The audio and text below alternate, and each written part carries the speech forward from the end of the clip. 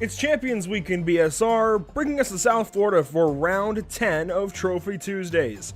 Jason Cooper and Sam Smith have all but secured their titles, but Craig Schill and Alistair Hatcher are set to duke it out in AM with just 9 points to spare. Hi, welcome to Pit Stop TV and the virtual Sebring International Raceway. I'm Andrew Cardinale IV with JP Costa alongside, and JP, here we go. Round number 10 of 10. We're on a really big racetrack, actually. Sebring has a lot of racing room, although the racing line can get quite narrow at times, and we are going to find us an amateur champion. As I mentioned, Jason Cooper, Sam Smith, they look more than set in Pro and Pro-Am, but the amateur class is completely wide open. Yeah, absolutely. You know, the gap between Jason Cooper and Adam Delmon, who's currently second in points, is, well, it's massive. And obviously Sam Smith as well, you know, has a commanding championship lead, Andrew. But back on the amateur side, I mean, it's very close. It's extremely close. So it's going to be an exciting 4 races for us commentating, for the viewers watching. But I'm pretty sure it's going to be a nerve-wracking 4 races for the two battling for the amateur championship. Yeah, somewhere in the range of 3.6 miles here at Sebring International Raceway, built on an old airfield from World War II. I think it's going to be fun. This track has evolved over the years. It's grown, it's shrunk, it's certainly changed quite a bit, and it's become a purpose-built racing facility.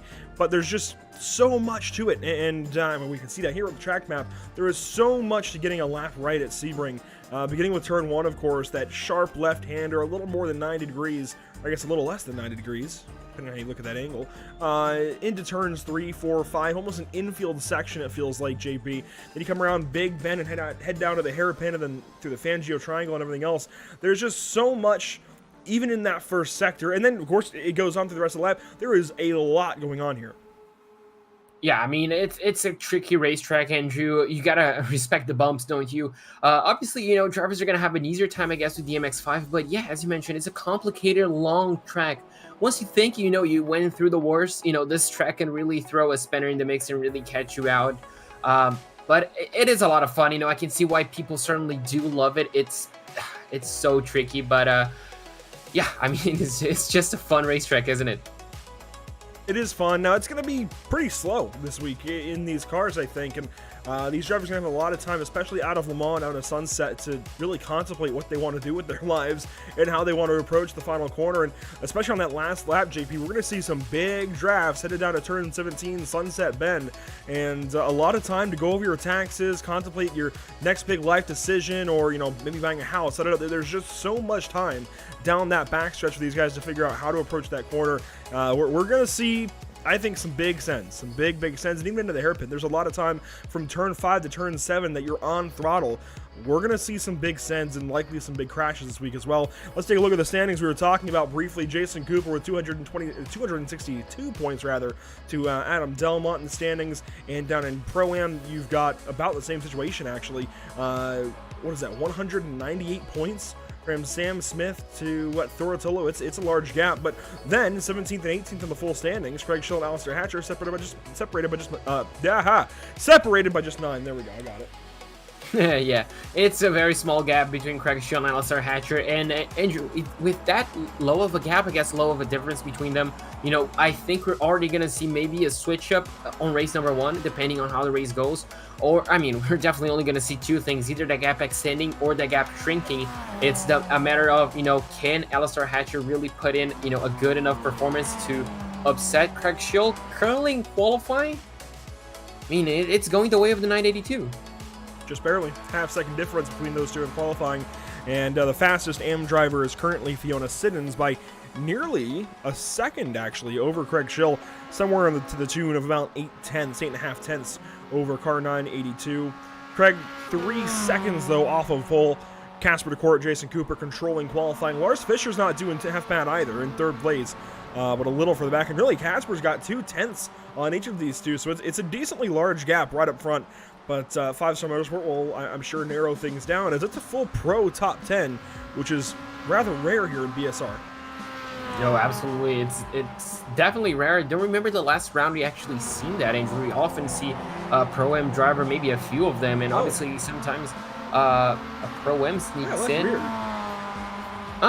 That is not how it's supposed to be looking, is it? Okay, it just There you go. Yeah. changed itself back, but that was really The odd bumps. there for Michael Steele for a moment.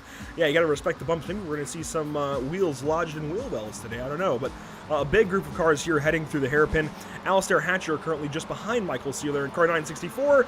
Gets a little bit off track and is going to have to abort that lap. Now, something I want to hit on at the top of the day is Liam Silkstone.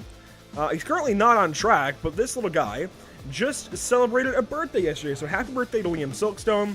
And I don't see Liam Stimson in the field today, but happy birthday to Liam Stimson as well 2 days ago. So we had Liam Stimson's birthday 2 days ago, Liam Silkstone's birthday yesterday.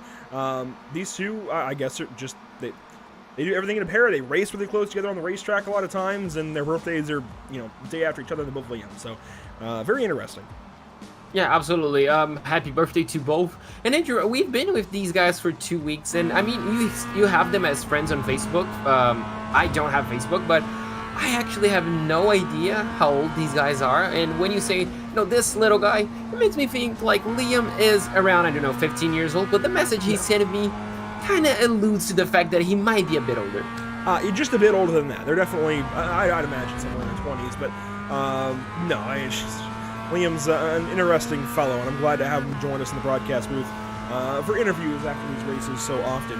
On board here with Lee Holmes, one of the 88 Tech drivers. In fact, one of the top 88 Tech drivers as he runs down to turn 17. And for a moment, I thought he had the green 88 Tech livery on, but he's got the blue one. I'm kind of curious as to why they've switched to having the blue cars. I'm very curious about that. Yeah, it is interesting. Maybe it's because of the last race of the season, just knocking it off. Well, they've been doing it for a little while as Steele takes a header to the wall there. They've had him for a little while now, but you can see Alistair Hatcher without it there. I wonder if it's somewhat sponsor related or just between the two different teams. I don't know. But Alistair works through turn 1 now, just wrapped up a lap, and will go really no faster in qualifying. Craig Schill as well will not advance positions. Douglas Stewart has split those two up by 1 extra car. Douglas Stewart into the 16th spot rather recently. And it looks like James Clark will be able to wrap up his lap here shortly. Maybe. He wins. Yeah, he's in the hairpin, and yeah, I think he'll have enough time as Cooper. On the line, Andrew, as the time expires, he beats his teammate by just over half a tenth of a second. Being a good qualifying, just over actually 3/4 of a second.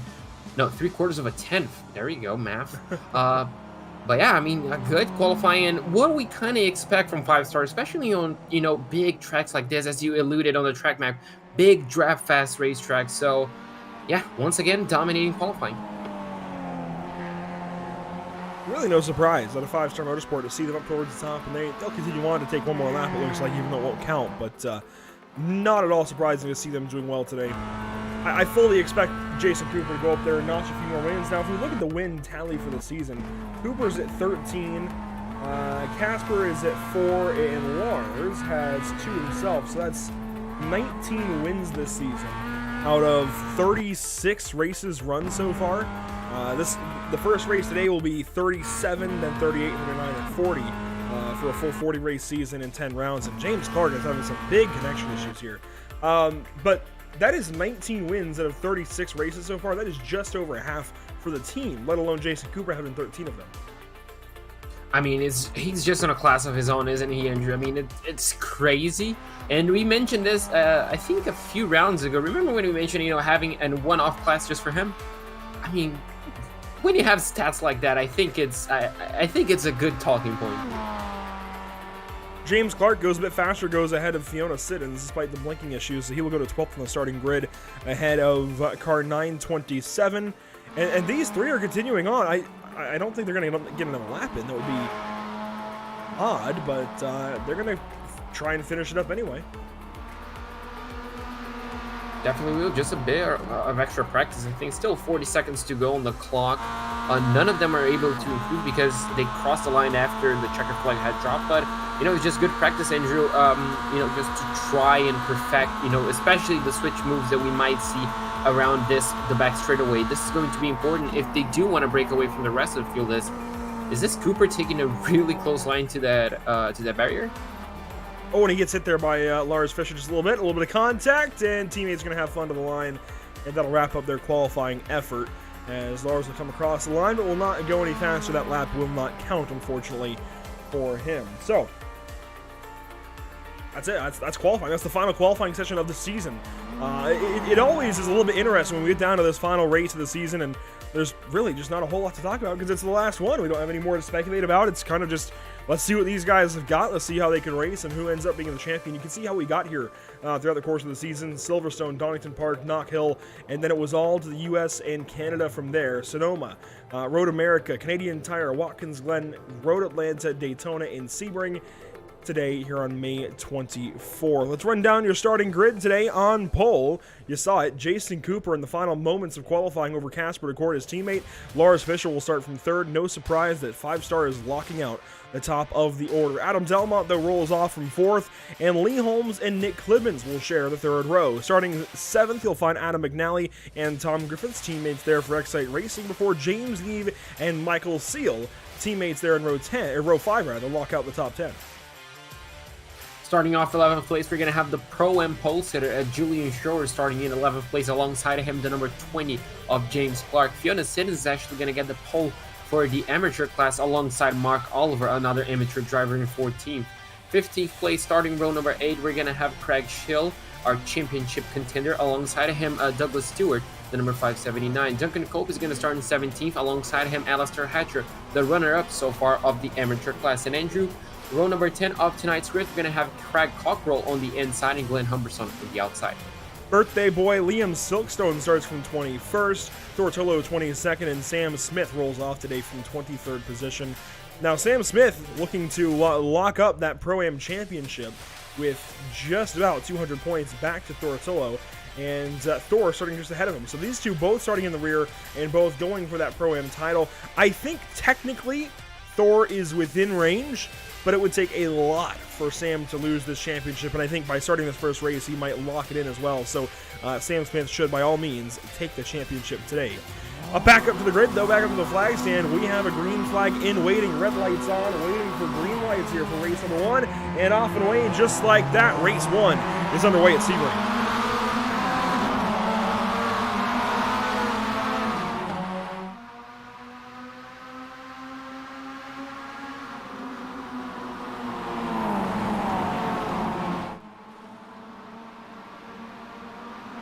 Few cars out wide through turn 1, but we keep them moving. Adam Delmont battling here with Lee Holmes for 4th. So they're going to go side by side, trying to keep it side by side on this first lap. Andrew is going to be quite easy. You can see the battle for second as well between teammates Lars Fischer and Casper DeCourt. Right behind him, looks like we have a tangle up with some amateur driver. Alistair Hatcher looks like already facing trouble. And oh, a big crash, Andrew, just before it looks like the hairpin, the straightaway before the hairpin. And that is actually going to involve the birthday boy, Liam Silkstone. More problems for guys like Mark Oliver, who's a little bit slow off the pace here. He's got damage with James Clark. Nick Klibens was also involved.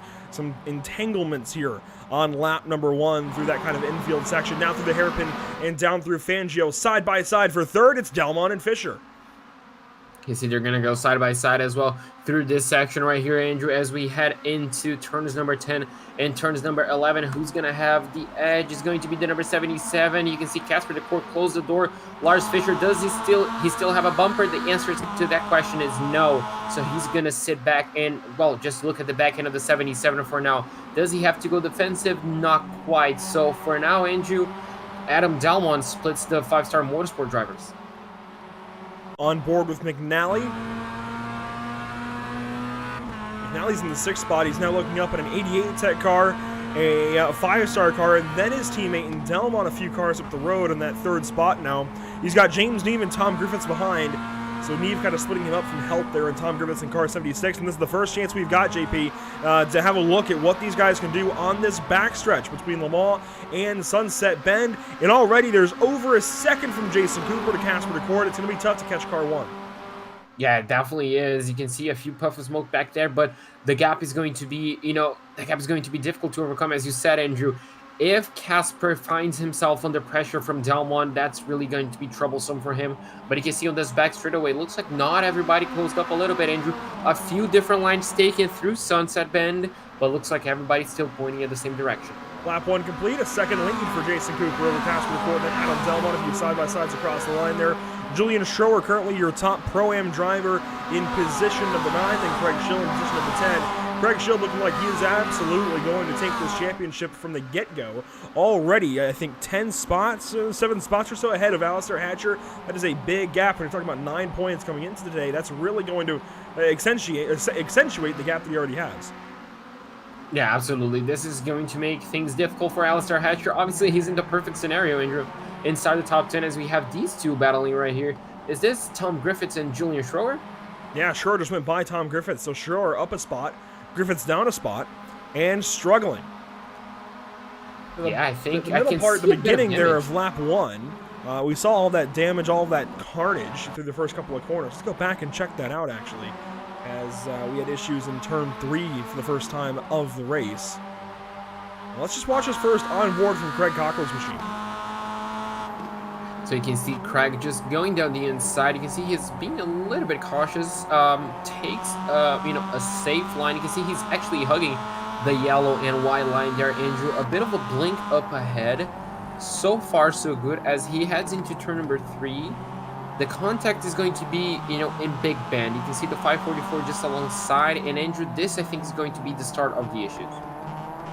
It's out of turn 5, the beginning of turn 6, and yeah, somebody just got into somebody, and it went on from there. Craig went into the grass to try and miss it, comes back across the track, and I think might get hit here after the fact. I know he was out after lap 1. It doesn't look like that would have done it, as there's actually more issues ahead. Maybe he ends up out in a separate incident, but let's go back and see how that all started ahead of him.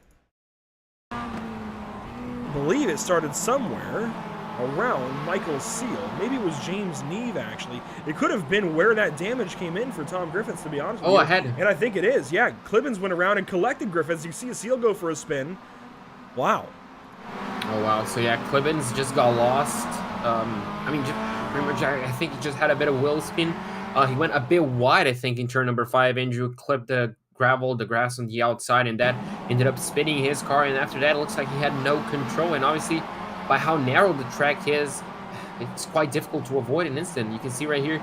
Oh no, he actually loses on a mid-corner, so he just flings the car in there, and yeah, no going around. There were problems for James Clark on the exit here. Clark gets the wall there, comes back over, and that sends Mark Oliver off into the grass, who collects James Clark coming back on, and that's how all of that happens. Then what happens to Craig Cockrell later on in this lap? I'm curious. Yeah, that is interesting because he wasn't involved in these two incidents, so it had to be either, well, it had to be later. It's actually right up the road in the hairpin. Oh, on the hairpin, so there you go. Approaching the hairpin, the braking zone happens just around here. You can see so far, so good. And I wonder, Andrew, does he just get loose somewhere? Oh, yes, he does, and then hits the wall, unfortunately. Oh, and that was big damage. Unfortunately for him, he was just past the tire barrier. So that's how lap 1 goes for a lot of these drivers. Now back up to the front, underway. We're on lap number 3.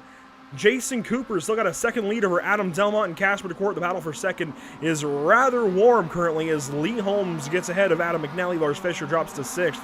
Lars just a little bit off, and it seems like Team X-Site and 88 Tech through the form of Lee Holmes have really brought their A-game today, bringing the fight directly to 5-star. Yeah, really interesting to see. It's odd to see this on race number 1, but I appreciate this, Andrew. Everybody, I think, practiced quite hard for this race. Obviously, the points gap between 2nd and I guess you can say 5th isn't that big. You can still change quite a bit if you're in those positions. So drivers really want to excel, and well, what better way to do this than on the last race of the season? And you can see as well, the gap between Cooper and Delmont. It's around 1.1 seconds. I feel like we could see a battle for the lead if, I don't know, Cooper makes an odd mistake or Delmont just finds himself quite a bit of pace. This race certainly is not over. You can see 2nd through 6th there as they trail Jason Cooper by a little over a second. And Jason just hasn't been able to pull away because of the straightaway here, where these guys can drag to catch up a little bit. And even the front stretch, there's just opportunities to draft here at Sebring that kind of keeps the field a little bit more together sometimes. Certainly, the second sector, I think, is great at separating fields, but there's still ways to keep together as Delmont continues to lead this battle over car 5. And Casper giving him a little bit of a push. I wonder, it seems like team orders have been out the window recently at 5-star. I think Casper wants to go catch Jason. Yeah, maybe just trying a shot at that overall victory, Andrew. How many times have we seen, a different race winner on race number one than Jason Cooper? It's quite difficult. So yeah, maybe Casper is just pushing Delmont to make sure he gets inside that gap, the 1 second gap. As you can see now, Lee Holmes drops. I think he dropped 2 places right here on a mistake on turn 3. That he does. Falls back a little bit closer to James Neve and Julian Schroer. Schroer now, actually loses almost lost a spot there to Tom Griffiths, but Tom not able to take that position away as Michael Seal is just over Tor Tholo. And if Tor was going to do anything to try and still win the Thor. I knew that sounded weird when I said Tor. Anyways, if Thor was going to do anything to still win this championship, this is exactly what he should do. He's driven through the field from 22nd starting spot to 11th, and he looks fantastic in that 544. The only problem, though, is Sam Smith, the guy he's chasing, is literally right behind him. Yeah, unfortunately for him, Andrew, but yeah, I mean, this has been a fantastic race for both of them, but I think it's going to be good, even if Sam is just behind him, outpacing Sam Smith is going to be, I guess, a good morale boost for him. He should bring, him, better spirits for race number 2, 3, and 4. It could be the case, but we're just going to have to wait and see. Meanwhile, Alistar Hatcher has put on an amazing, comeback race, Andrew. Something happened to Craig, because he was well in the lead of this race, wasn't he? Yep, Craig was ahead of Alistar Hatcher and has since lost 2 spots to Alistar. So I know this isn't a whole lot now, but if Alistar keeps this up throughout the course of the day, he very well could just kind of point his way ahead of Craig Schill. He's 2 spots ahead at the moment and about 6 seconds or so ahead of the 982. That's exactly what Alistar needs to do. Obviously, a few more spots would be great, but he's got a second up the road to Glenn Humberstone, and I don't think being a teammate, Glenn is going to get in the way of those 2 battling and let him by without issue. So, yeah, he's just got to go get more spots. I think that's all it comes down to. Alistar needs to get more positions, and has got to run down his teammate. Yeah, absolutely. I mean, he just has to keep the pedal to the metal, doesn't he? So we're just going to have to... Andrew, that was my time. We're just going to have to wait and see. There we go. It came out. How things develop. Meanwhile, things have been developing up front, Andrew. The gap is down to 0.4 of a second. It was just down to the 3s a moment ago. So down around 1/3 of a second now between Jason Cooper and Adam Delmont, depending on what corner you look at. And they have really gotten close together here. It's a lap 5 of an expected 7, so call it 3 laps to go that time at the stripe. It's going to be interesting now. The gap, obviously, it's coming down, Andrew, but if you're Casper Decor, you just help Delmont really close in the gap. Do you wait until Delmont makes a move, or you already start going for it, seeing your teammate is so close? We saw a bit of this at Road Atlanta, didn't we? And even last week at Daytona. But I really think between these 3, especially, if you're Casper Decor, this time, maybe try pushing Delmont by Cooper and then pass Delmont on your own. We saw, teammates side with each other at Road Atlanta a few weeks ago, and that didn't quite work out for Casper Decor, did it? Where he helped Jason and left the Excite guys to their own devices. I think maybe push Delmont by and then race for yourself in turn 17, send it up the inside of Adam, and try and get this race win. But obviously that takes a lot of setting up to get right, and you got to have that pass made relatively quickly out of Le Mans to even make that happen. So time will tell here, JP. I do see McNally getting closer. Fisher there as well. So some extra players are on the way. Yeah, absolutely. This is going to be interesting. So far, a 3-car battle, but as soon as these guys close up, we're going to see more, as you mentioned, McNally closing in. Meanwhile, this little battle right here, Michael Seal just got past Julian Schroer. And, yeah, almost lost a car, but amazing car control right there. And I'm liking what I'm seeing from Schroer today, Andrew. Really, really good battle. And seeing him, battle against Seal, Griffiths, and inside the top 10, I mean, it's a good showing of performance. Here we go. Battles drafting down the backstretch. Delmont goes left. Cooper defends on the inside for Sunset. Meanwhile, here we go. Casper Decor goes with Adam Delmont at least into the corner. That opens the door to McNally on the inside. McNally sends it up there and nearly gets into Casper. But all is fair there. And Adam, even Lars goes off the track a little bit. That was close out of turn 17. But everybody keeps it moving. That's Cooper on the inside. Delmont on the outside for turn 1. We're going to see if Delmont can brave it around the outside. Are they going to go side by side? You can see there Delmont takes a wider line to just try to, fall back in line. And you can see there Casper Decor, McNally, and Fisher All of them holding position, Andrew. Andrew, this feels like a Formula One race. We're just watching Mercedes try to catch Red Bull, but with 3 5-star motorsport drivers. It's amazing to see how well these guys are driving. And this is a 5-car, 2-team battle for the lead. This is amazing. I'm sorry, Mercedes catch Red Bull. I think you mean Red Bull catch Ferrari this year. I mean, we are so used to seeing Mercedes and Ferrari. Mercedes and Red Bull, so I'm just used to saying that. But meanwhile, yes, Mercedes and Ferrari works as well. Meanwhile, you can see their Delmont going defensive a little bit into their hairpin. So now Casper is getting a bit aggressive, and well, that just... you got to watch that move on the outside going into a braking zone. You've got to hold the straight line, and contact there. Yeah, this is really getting elbows out, Andrew. You can see their contact happening. And now Lars Fischer wants to get into conversation. He's going to have the inside line. We're going to go 3 wide in the braking zone. No, he just backs off a little bit. Meanwhile, McNally and Casper the Quarter, who's going to have the edge. Both of them side by side. Are they going to make a bit more contact? Not quite. Still side by side, Andrew. Oh, Casper almost just comes over in front of him. And now we'll take that position. Is there any contact into tower? No. No contact there. That was very close to the hairpin. And Delmont had come over into that corner. Just kind of came over a little bit, kind of flicked the car in just the right way to kind of make a little bit of contact with Casper. Got to be careful for exactly that reason going into corners, not to let the car wander under braking as Lars takes a look to the inside of McNally. Adam covers it up though, and Lars will have to wait. Yeah, we're just going to have to wait a little bit. Andrew trying to line himself up a little bit better, and he's going to have to try again. But he saw the opportunity, presented itself, so I'm pretty sure he's going to be certain that he's going to do the same in the final lap of the race. And, yeah, it's just a matter of, choosing the exact moment to pounce. Here comes McNally, or Delmont rather, back to the left side of Cooper, and almost makes contact there through 17. These guys are getting closer and closer. McNally's battling with Casper DeCourt through the final corner.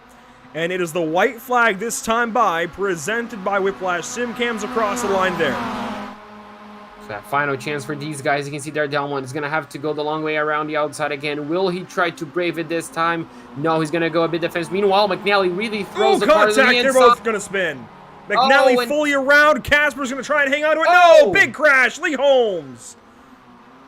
Massive incident there between 3 cars, and looks like, yeah, Casper is done. McNally's going to be able to continue a little bit. Unfortunate. Meanwhile, Andrew Lars Fischer got through to 3rd place, and the battle for the lead, well, they're still going. Down to Pro-Am. Here we go. This is big. Oh, contact! Sam Smith almost pits Julian Schroer, and that's going to put them both off the racetrack. A little bit of contact there. Tortullo goes by, then goes off the racetrack himself in turn 3. Oh. Schroer back to the lead in Pro-Am. My goodness. What a crazy final lap, Andrew. This is presenting to be. This is absolutely crazy. Now Schroer and Smith are going to go side by side heading into their hairpin. You can see behind here, Alistair Hatcher now as well involved in a nice little battle. Will we see 3 contact between 3 different classes? I hope not. Alistair Hatcher is now in position 13, chasing Glenn Humberstone ahead of Fiona Siddons and James Clark. And here we go. Alistair makes a move to the inside of the hairpin, goes up the inside of turn 7, and is going to take that spot away from his teammate. Fiona parks it on exit. Clark gets into it there. Craig Schill, can he go by any of these cars for points? Craig needs to get by at least a few of them. He's going to go by Glenn Humberstone, it looks like, through Fangio, and down to turn 10 is going to have at least an opportunity to try and negate one of the spots that Alistair just grabbed. Yeah, he's definitely going to try to do so. You can see Clark now blinking quite a bit. They're going to make contact once or twice, just once. Clark was somehow able to save that car. He's still blinking. That's going to be really distracting for Craig Schill. Meanwhile, up ahead, they're kind of running away. Andrew Fiona Siddons. Another hit maneuver a little bit. Clark is going to be spinning out on the final lap of the race. He's going to rejoin the track with no further issues, but wow. Here we go. Jason Cooper and Adam Delmont down to 17. With less draft this time, Adam, not a whole lot of options into turn 17 through Sunset. He's going to try and get a run, though, to the line. Is he going to be able to do anything with Jason Cooper? Or does car 1 win another? Car 1's going to victory lane, JP. Yeah, just barely. You can see they're a 10th of a second pretty much separating those two. This is promising. Well, this is lining up to be a fantastic 4 races, Andrew. Lars Fischer is going to end up in 3rd ahead of James Neve and Adam McNally. Lee Holmes is going to finish in 3rd place, and looks like Julian Schroer is going to be able to hold off Tortullo, who tried something on Sunset Bend, but it's not going to be able to. Sam Smith is going to finish in 11th, and Alistair Hatcher is going to win the amateur class. Big points here for Alistair. He's going to hang on to a class win as well. Only one spot, though, between he and Craig Schill, so it could have been better for Alistair and could have been worse for Craig. Certainly, Alistair would have wanted it to be bigger as Glenn Humberstone throws that car into a crash across the line.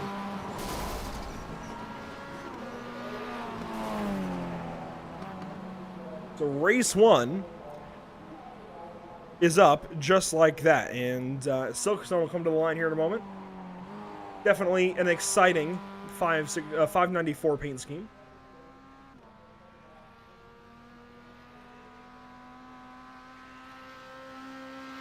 And finally crosses the line. Unfortunate race number 1 for the yesterday birthday boy, I guess we can say, but you can see there. Belated. Belated, is that the word? Yes, belated. Trust me, I didn't know that one for a while, so don't feel bad. So with that, we can go ahead and hit our nice little transition button here and head over to take a look at our invert, well, our first invert for the day. The old, well, ye old spinning wheel of doom, I think is appropriate. And last time out, we had quite a small invert, I think it was, and we're going to start with, well, 19 to start off the day. Interesting. And that's just about every eligible car. You know who that skips out on? No. The first car out of the invert is Birthday Boy. Oh, no. Oh. Yeah, so Liam Silverstone getting left behind at the back end of the field here, but let's go back and take a look at our unofficial race results from race number 1. Here is your top 10. Jason Cooper wins the race, therefore he's going to start in 19th place, ahead of Adam Dalman in 2nd place. Lars Fischer is going to finish in 3rd place to run off the podium. James Neve is going to finish in 4th, ahead of Adam McNally, Lee Holmes, and Tom Griffiths. Michael Seal is going to finish in 8th place, ahead of the Pro-Am winner, Julian Schroer, and Thor Tulo. Starting from the 11th position, you'll see Sam Smith. Finishing in the 11th position, rather. You'll see Sam Smith, current points leader in Pro-Am. Alistair Hatcher wins in Am by just a half second over Fiona Siddons. Close battle there with Craig Schill as well. Glenn Humberstone goes 15th. Then Douglas Stewart, James Clark, Duncan Cope, Nick Clivens, and Liam Silverstone are your top 20. Nick Clivens will take the pole for race number 2, Duncan Cope 2nd, James Clark 3rd, Douglas Stewart 4th, Glenn Humberstone 5th, and that invert as well, JP, is going to work against Alistair Hatcher trying to beat Craig Schill in the points. It's going to tighten up after race 1, but it's going to work against him. Yeah, it's going to be interesting. Casper DeCord, Mark Oliver, and Craig Cockrell, unfortunately, all of them with issues, couldn't finish the race. But Andrew, Alistair is going to have to work a bit harder. Craig is going to have essentially a lifeline, won't he, on race number 2? So we're going to have to wait and see how that story unfolds. Race 1 is wrapped up here at the Sebring International Raceway, which means race 2 is on the way, an invert of 19 to start things off. We've got a lot more racing here, 45 minutes of racing left, and looks like 21 laps of racing yet to go between 3 separate races. Jason Cooper wins the first one and makes it 14 wins on the season now. That is an even 20 for 5 Star Motorsport in the spring season of BSR Trophy Tuesday action. Thanks for joining us for race 1. Please, by all means, stick around for races 2, 3, and 4. We'll see you shortly.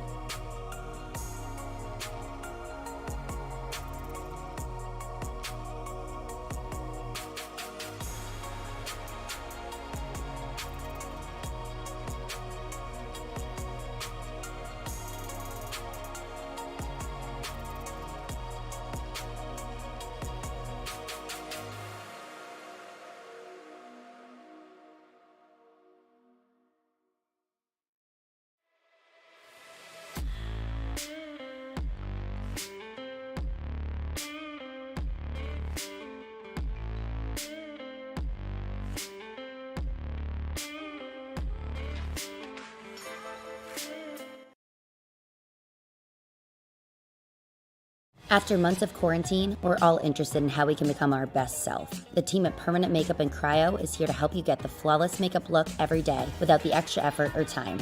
When it comes to your appearance, you deserve the best care that money can buy.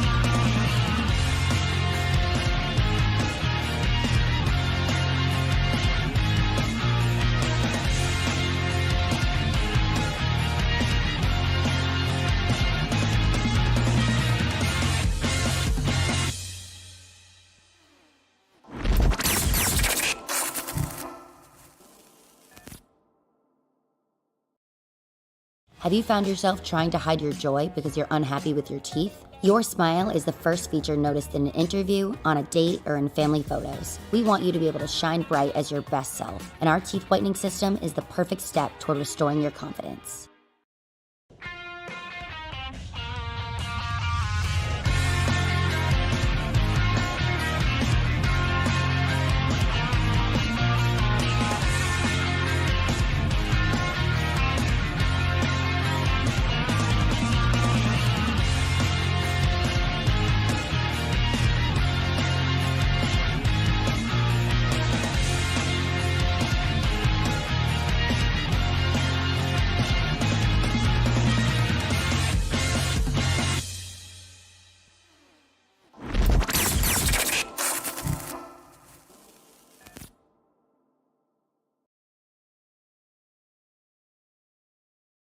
After months of quarantine, we're all interested in how we can become our best self. The team at Permanent Makeup and Cryo is here to help you get the flawless makeup look every day without the extra effort or time.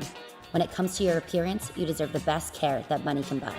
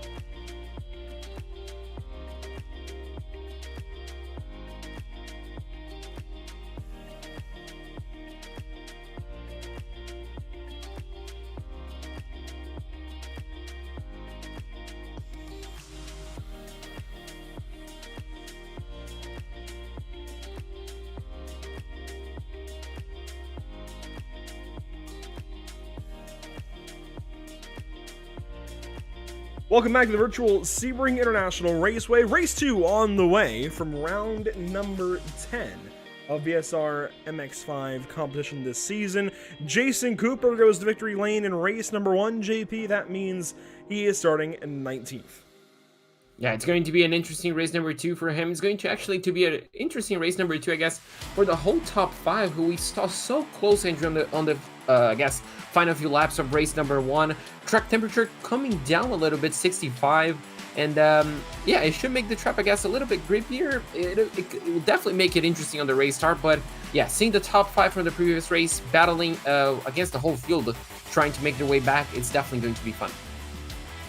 We've got a lot to look forward to, I think, for race number 2 and beyond. Nick Clibbins, for example, is on pole for this one. We can go ahead and go through some of our grid here with Clibbins on pole, Duncan Cope starting from second, then James Clark, Douglas Stewart, your Pro-Am pole sitter in this one, so you can see all 3 of them there, with Clibbins, then Cope, then Stewart. On back to row 5, you'll find Glenn Humberstone, then Craig Schill, Fiona Siddons, Alistair Hatcher, Sam Smith, Dorotillo wrapping up your top 10. Before you find Julian Schroer, Michael Seal, Tom Griffiths, Lee Holmes, Adam McNally, James Neve, Lars Fisher, Adam Delmont, and of course, Jason Cooper, wrapping up those that are being inverted.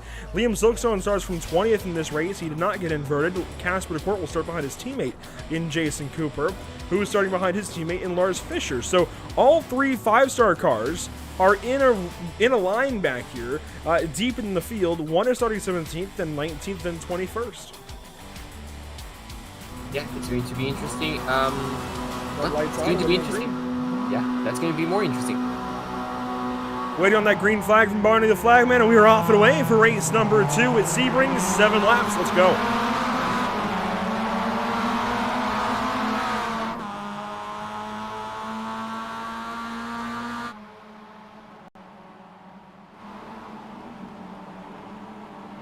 You see some 3 wide further back, a few 5-star, no, not 5-star cars, 88 Tech cars off the track. One of those was Alistair Hatcher. He's going to have a big mountain to climb here in race number 2 if he wants to gain points on his teammate Craig Schill for that championship. Oh, definitely. You can see him going a little bit wide on turns 3, rejoining for turn number 5. Looks like he gets the car all under control, Angel, but he has quite a few hungry drivers behind him, and even more contact on the exit of 5. It was Lee Holmes and Julian Schroer that made contact. They get things sorted. Everybody's still in the correct direction as Douglas Stewart goes on by Duncan Cope down to the hairpin. Nick Clibbins still leading the race. James Clark now battles with Duncan. You can see them going side by side. Will they be able to continue that? You can see Clark a little bit, Angel, up ahead, blinking once again. That's going to be distracting for the drivers. Could cause an instant, but down into the braking zone. Do we stay side by side? Not quite. Looks like the position is set and done. Further behind. Was that Sam Smith slowing down? Sam slides in behind Duncan Cope, who is just, well, Sam's just ahead of Fiona Siddons here. Being that James Clark is in third is really going to be an issue, I think, in this race. It's going to be a big problem for drivers that come back through this field or just try to come up through the field for the first time in this race. That's going to be really, really problematic, I think, as drivers try to come up through the fronts and battle for the race win. Yeah, it's definitely going to be distracting, Andrew. Besides difficult, and no! That was very goes close wide. to being That's Craig Schill, by the way, in the 4th spot. Oh, so yeah, you can see him going wide. I think he might carry a slowdown penalty, Andrew. He kind of cut the corner a little bit now on the exit. Almost contact once again. Duncan Cope got all kinds of crossed up, and Lee Holmes goes for a spin. Luckily for him, a wide escape road, essentially a wide grass patch, I guess you can say. Well, it is an airfield. And he's not going to used to land planes there. Oh, yeah. I mean, yeah, that'll be safe, right, Andrew? And landing planes on quite a wide tarmac, a concrete, I guess you can say, runaway. Besides, looks like even more contact trouble right here for the 982. Craig Schill just dropped spots faster than your phone on your desk. Yes, and yeah, unfortunately for him, he's not going to be too happy about that, and he's just going to be sliding back in, looks like, for the 15th position. Yeah, unfortunately, dropped quite a few spots as we have even more battles. Be careful not to make any contact, guys. You can see there Lars Fisher and Casper DeCourt now trying to make their way through Craig Schill. Down to turn 3 for lap number 2. I heard a little bit of contact somewhere.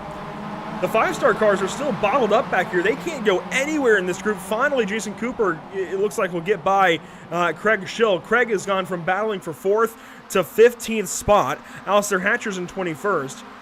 Oh boy, disaster races for both of them. And oh, Jason Cooper getting squeezed over there. It's actually, I think, Lars Fischer leading the charge for 5-star. Yes, it is. So Lars is going to go after, it looks like, Duncan Cope now into the hairpin. And Liam Silkstone up the inside, makes contact with Jason Cooper, who makes contact with Craig Schill. Oh my goodness. Oh my goodness, indeed. All things happening right here, Andrew. But yeah, you're right. Lars Fischer currently leading the 5-star Motorsport pack. But from the drivers on race number 1, Andrew, James Neve is the driver that is leading this pack right here. He finished 4th place, if I'm not mistaken. As you can see there, the number 77, Fiona Siddons almost went down the inside of Adam Dalmont. But unfortunately, on the exit, he's going to lose out to both Lars Fischer and maybe his teammate Casper DeCourt as well. I know we were impressed with Julian Schroer in race 1, JP, but currently Douglas Stewart's holding his own really nicely in 3rd spot, and he's really not looking back. He's got Sam Smith a second back and a little bit of change, but Douglas is doing fantastic right now for Team Gonzo Racing, chasing the Swift Cooper number 20 up ahead. If he's able to get to James Clark, I think do the same thing Craig Schill did in race 1, and just race your race, and if the unfortunate circumstances that be end up in car 20 getting spun, well, there's nothing within your control. He's blinking. You've got to try and race your race. Yeah, absolutely. You cannot, just give out positions in order to... Like this guy? Yeah, like this guy. You cannot... Craig, and unfortunately, I don't know what's happening to Craig and Drew. He's just dropping like a fly, isn't he? He doesn't seem to have any visual damage, but it's just not working for him. Now he drops even behind Alistair, so something is definitely wrong with that car. Yeah, Craig is not having a good time right now. Liam Silkstone in a 3-wide battle almost. Here we go. He's going to make it 3-wide, maybe, as the door gets closed. But Craig is still going the wrong way very, very quickly throughout this race. He was up in 4th a little while ago, and now he's down all the way into 21st position behind Alistair Hatcher, who's going to gain some points on it, looks like, in this race. Silkstone, a big send into 1. Cope looks to the inside at a corner exit. And Liam covers it up, comes over to Julian Schroer, makes a little bit of contact, sets himself back over turn 3. He's fine. Oh, maybe not. Yeah, he's like, don't count your cards too early, Andrew. But you can see there Julian Schroer now cuts the corner. He's going to have a slowdown penalty. He's going to be losing quite a few spots as well. But yeah, things are definitely very racy on the mid-pack, Andrew. That was quite close between all of them. As we clip further ahead, you can see there Lars Fischer snuck his way through the top 10, now just behind Adam Dalmont and his teammate as well, Casper DeCourt, now up into 11th place. Those two are working brilliantly together, Andrew. As soon as one makes a position, the other one quickly follows. And Jason Cooper isn't far behind now. Jason's in 14th spot, ahead of most of the mid-pack calamity, but still, I think, in the midst of it. As down to turn 10, James Neve gives up a spot to Adam Dalmont. Now, that's certainly what Dalmont wants to see, is Neve backing up and giving another cushion to himself between he and Lars Fischer and Casper DeCourt. Yeah, absolutely. They definitely do want a little bit of that cushion, but do you think that's going to last, though? Who knows? That's a good answer right there. No one knows. Douglas Stewart working on Sam Smith. They have swapped spots. I praised Douglas Stewart a lap ago for holding on to this lead, and now through this last lap, he's lost that top spot in Pro-Am and is giving it up to Sam Smith, but is still doing good. This is still a really, really solid effort in race number 2 for Douglas, leading the way for Big Gonzo Racing and just ahead of Tom Griffiths and Michael Seal. Yeah, hopefully, Andrew, that was the little, curse that we threw on Douglas Stewart, but so far is a good race for him.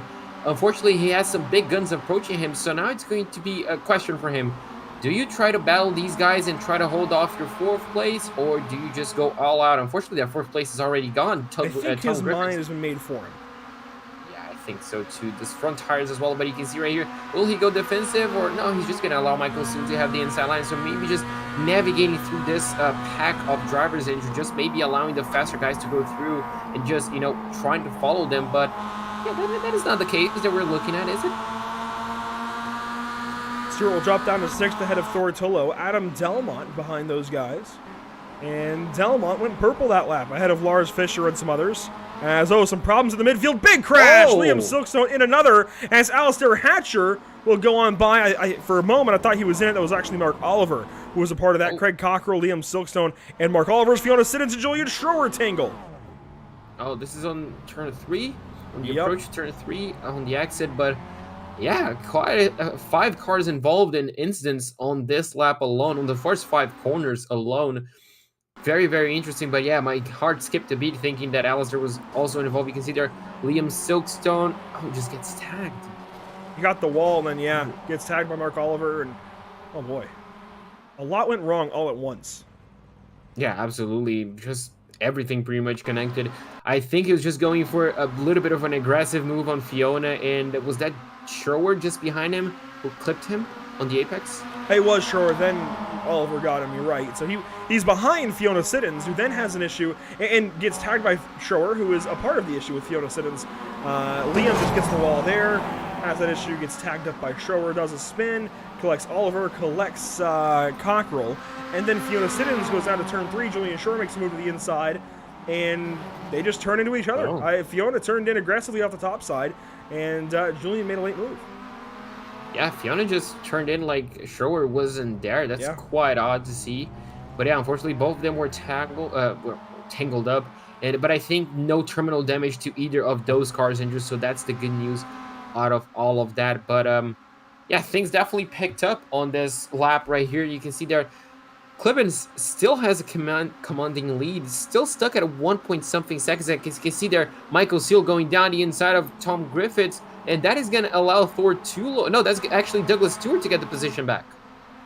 Stewart goes up the inside, takes a spot away. Griffiths completely misses the corner, gives those spots up. Now Delmont on Tullo. This will be across the line to take 2 laps to go, it looks like. 3 rather. 3 laps to go. 3 laps to go. And you can see there, Adam Delmont making his way through Tortullo in turn number 1. You can see there, Cooper still in 12th place. Andrew, he wanted... Just went purple. Yeah, so he's the fastest car on track when he's not battling someone, but you can see the battles that he has faced were quite a bit more difficult than the ones that Delmont, Fisher, and Casper did. What are they? Yeah, he's been held up a lot more in this race. He's in the 12th spot, and I don't think he has to really worry too much. He's got the championship by far and away. He won race number 1. And if we look at the standings, have they been updated after race 1? I don't think they have. We'll take a look. They have not. So we don't know exactly where they stand, but these results cannot be dropped today. He's looking good. Seal has a problem in the hairpin. No, he just got by 4th place, and unfortunately he's going to be dropping quite a few positions, Andrew. And there you go, he rejoins. Meanwhile, you can see there actually Julian Schroer as well. No, actually Douglas Stewart was involved as well. It looks like it. So these two may be an issue into the hairpin. We'll go back and see what happened here. But yeah, Jason Cooper, far and away, going to be the champion today. That's not up for debate. Sam Smith will win in Pro-Am. And let's see, Douglas Stewart just gets really deep. The car just never stopped. My goodness. Yeah. Just carry on through. And Michael, unfortunately, I mean, had absolutely nothing to do, and he's going to be rejoining way outside the top 10.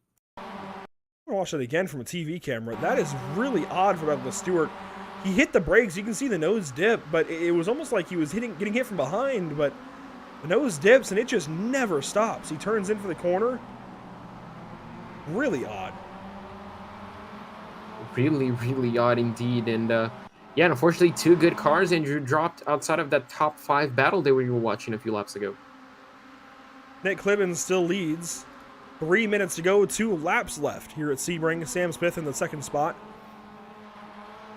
So Smith has gone on by Clark. Delmont now into the top 5. He's been doing a fantastic comeback, hasn't he? I mean, all the way up already in the top 5. You can see that Lars Fischer, now he's going to be battling for the 6th position. No, even top 5 right now himself. As you can see there, Clark blinking in and out. So a good comeback drive from all those drivers there winning the top 5 just a few laps on the previous race. I'm confusing everything. But you can see there, Thor Tulo still in 2nd place on the Pro-Am class, now trying to defend from Casper Deport, and unfortunately just going to let him on by an injured. I think that might be the smartest choice. Yeah, and unfortunately, Thor really didn't have much of a chance at Sam Smith today, and I think that's being proven. Sam is just really, really good as a Pro-Am, and I would like to see Sam actually move up to Pro after this season. I think it would really be fitting for him. He is good in these Miatas. He's even good when he shows up on occasion in the touring cars. That's what I was going for. He's just a good driver as a whole, it seems, and it really fits this BSR category quite nicely. Jason Cooper now takes a look at Thortilla, doesn't make a move there in 7, and we'll have to wait.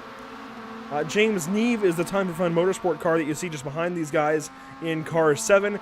Michael Seal makes a move here on Alistair Hatcher. This is good. This is big for Michael Seal, but Alistair really could use those points. Contact. A bit of shoulders action right there. Got pushed to the apex, and unfortunately, he's going to be dropping a few positions right here. Behind Craig down Schill. to, yeah, behind Craig actually. So Craig kind of turned up things a little bit. We're still unsure what happened on those first few laps, what exactly was happening, but right now the pace seems to be back, and well, he's now challenging Michael Seal for that 14th spot. I'm sure Craig will be around at some point today to let us know what happened in race 2. But goes on by Alistair there and makes no challenge at Michael Seal, as Jason Cooper goes on by Thortillo for the 7th position on track, and now 5-Star Motorsport in a line, 5th, 6th, 7th. And they could, if we get a small invert, they could invert themselves actually to the top of the grid for race 3. We'll have to wait and see. Yeah, absolutely. With just, well, approaching the final lap of the race, Andrew, that's definitely going to be interesting. Meanwhile, what's something else that is interesting, you can see there the 527 Sam Smith really closing into the back end of the 13. And, well, one more lap for Sam Smith to challenge Nick Clibbins, who has been dominant on this race so far. Looks like on the final few laps, he has dropped the pace quite a bit, and, well, that's sometimes all Sam Smith needs.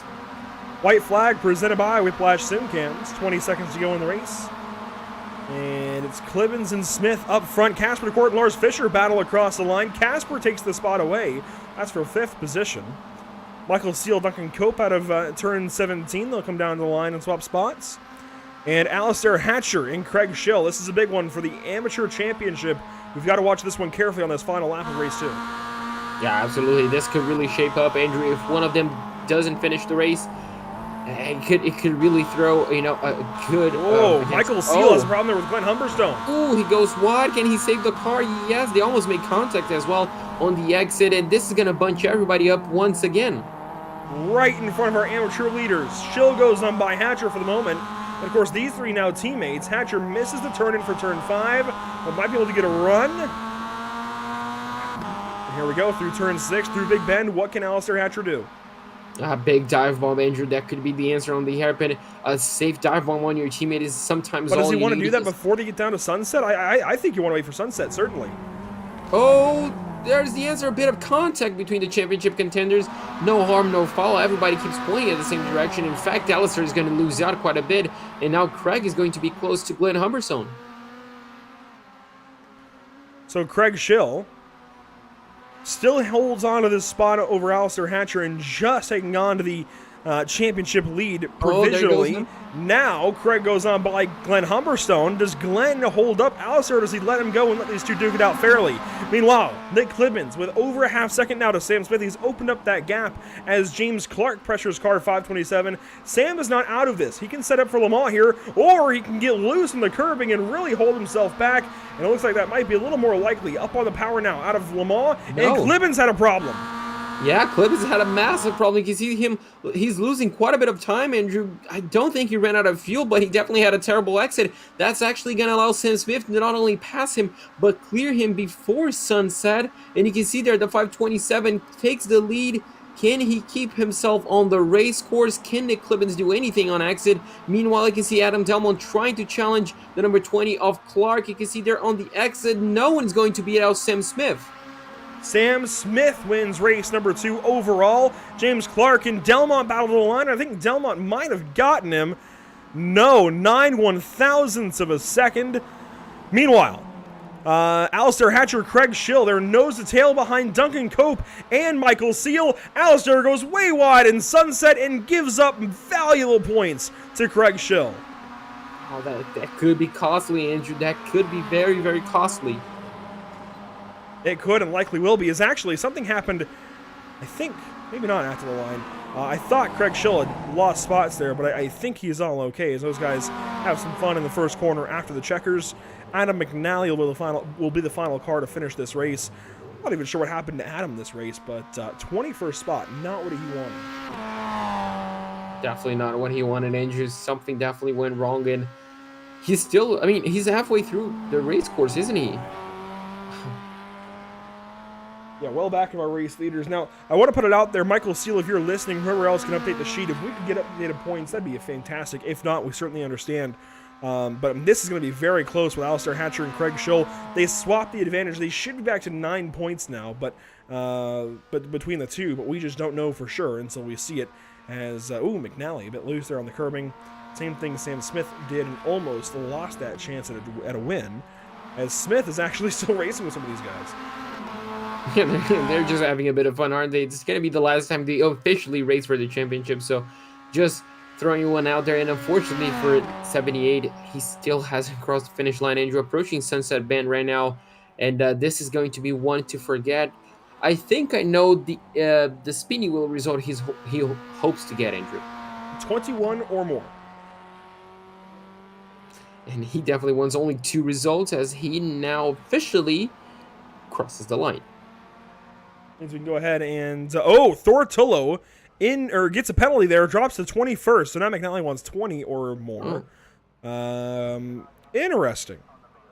So that drops Thor out of the top 10 actually, and gives everybody behind an extra point or two. But definitely, I think it is going to solidify the fact that Thor is not winning this championship at Pro-Am, and we are looking at, well, simply Sam Smith as your champion. Let's go ahead and get our spinny wheel ready then.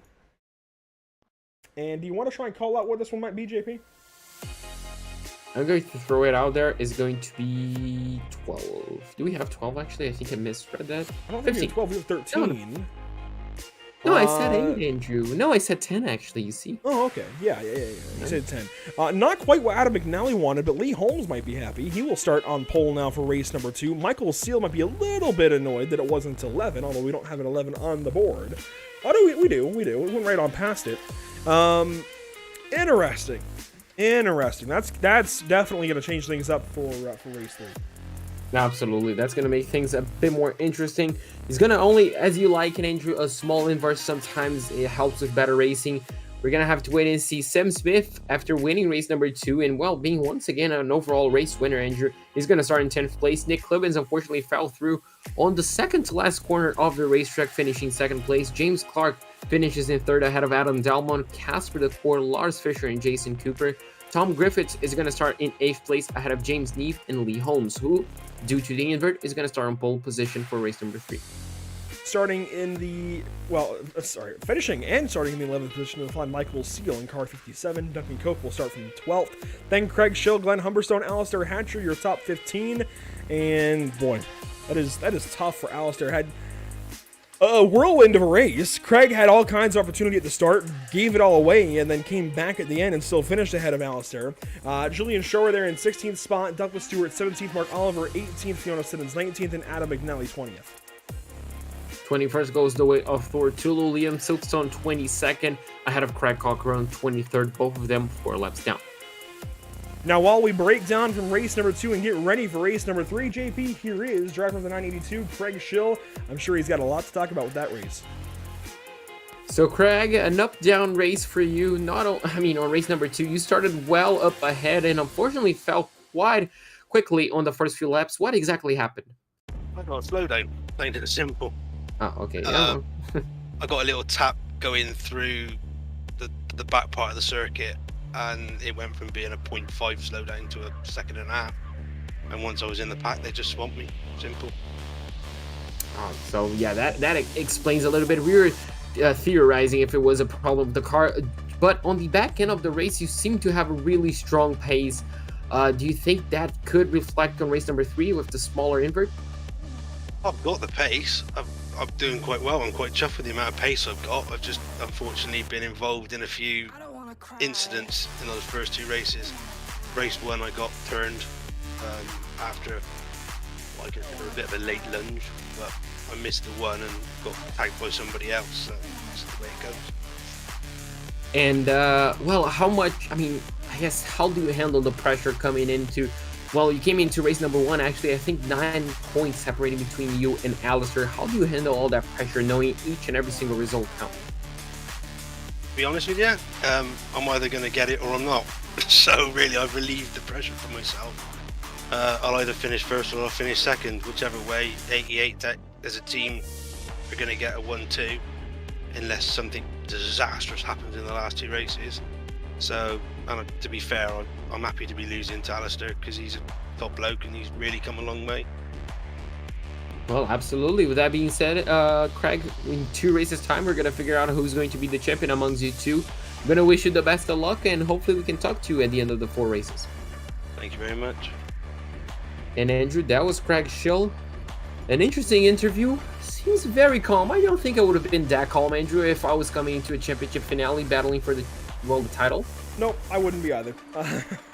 I would be a lot more competitive than he sounds in his interview, but hey, more power to him. He is definitely just taking that calm, relaxed, I think, approach to this one and final round of the season. And of course, with his teammates, I think it's a little bit easier to let go of that competitiveness, but you still, I would think, would want to go for it tooth and nail. But Craig accepting that, hey, he either will win or he won't win, and I can't disagree with that logic whatsoever. So race 2 wrapped up. Race 3 then is on the way. 15 more minutes, 7 more laps of racing before we wrap this thing up. Race 4 still as well. So a lot of racing left at Sebring International Raceway. Make sure you stick around with us here at Pit Stop TV for the remainder of it. We're still quite a ways from wrapping up this BSR season, and you do not want to miss what happens next.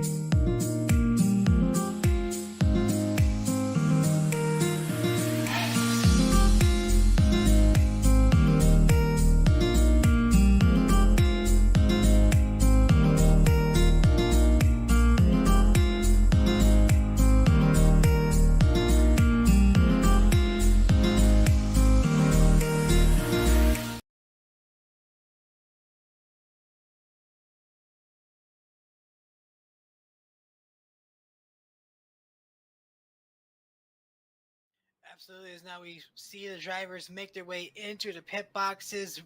Dobbs, Robertson, Kinder, Barlow going to go all through 4 of them and take his place on the first pit stall. Wide bracket falling in behind.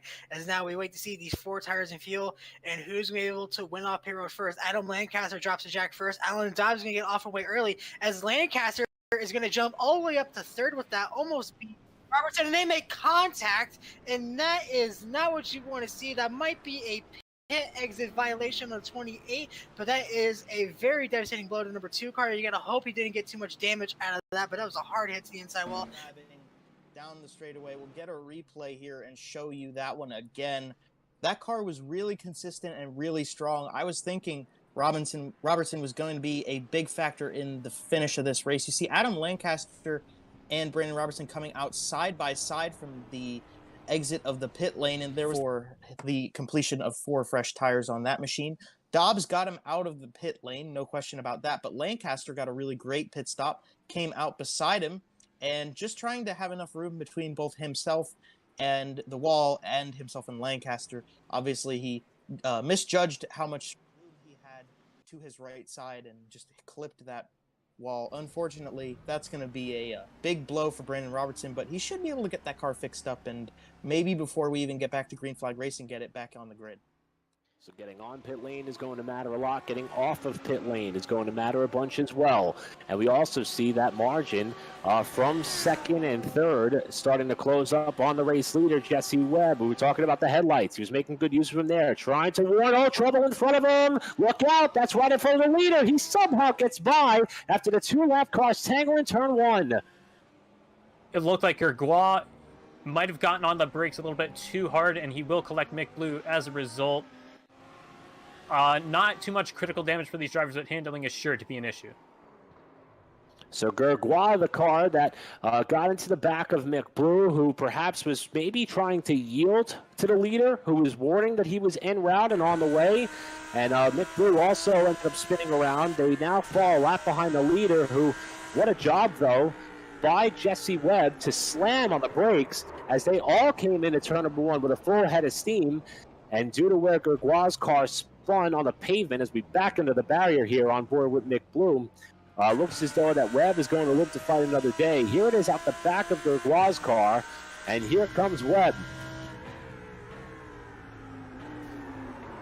Deep down to turn number 1, just right into the back of Mick Blue, and there goes Webb, able to squeeze on by, and just like that, that is how quickly things can come undone for the front runners in lap traffic. 7 rather, and it ends up working for Bruno, but I'm not so sure that I would have done the same thing there into turn 1 like that, or turn 2 rather. Oh, Safeker's around! Okay. Oh, Jesdal had that big issue. Whoa! Hey, just punted him right around. Luckily, he was able to get that thing fired up really quick, Jesdal. Yeah, that was Jesdal. He goes around out of 7. That's what I was saying. He is the reason this all happened. So Jesdal has this spin, and wow, he just got on the power, I think, too much in that compression and spun the car around.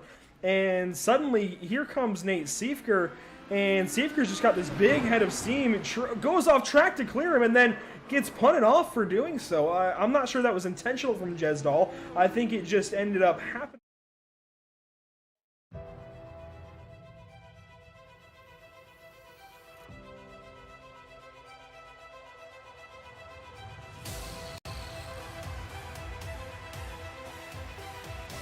Welcome back to the virtual Sebring International Raceway. I almost said Watkins Glen. I almost forgot where we were here, JP, but ready for race number 3 of 4. In round number 10 of 10, a championship ready to be decided before our eyes. And, well, it's getting a little bit darker here in the sim, actually, JP. We'll see it in a moment, but we're getting a little bit closer to what the B-roll kind of looks like as we work into the later hours of the day. I would like to see some sunset racing tonight, some sunrise racing tomorrow, maybe, as here we go. This is how things look in the sim. It's gotten just a little bit darker out there.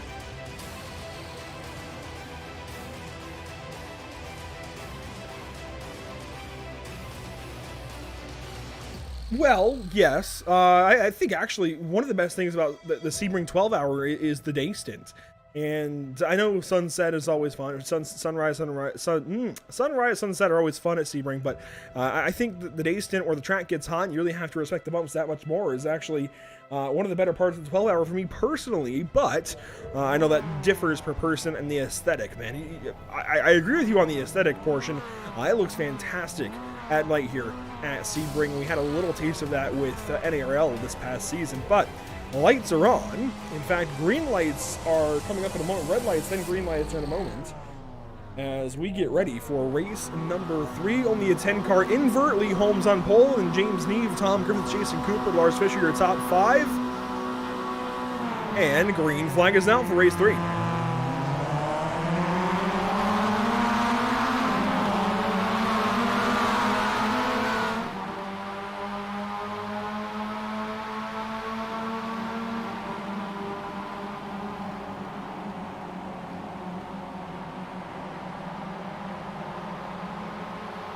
Through the first corner for the first lap of race number 3. Oh, a move there for third to the inside and contact.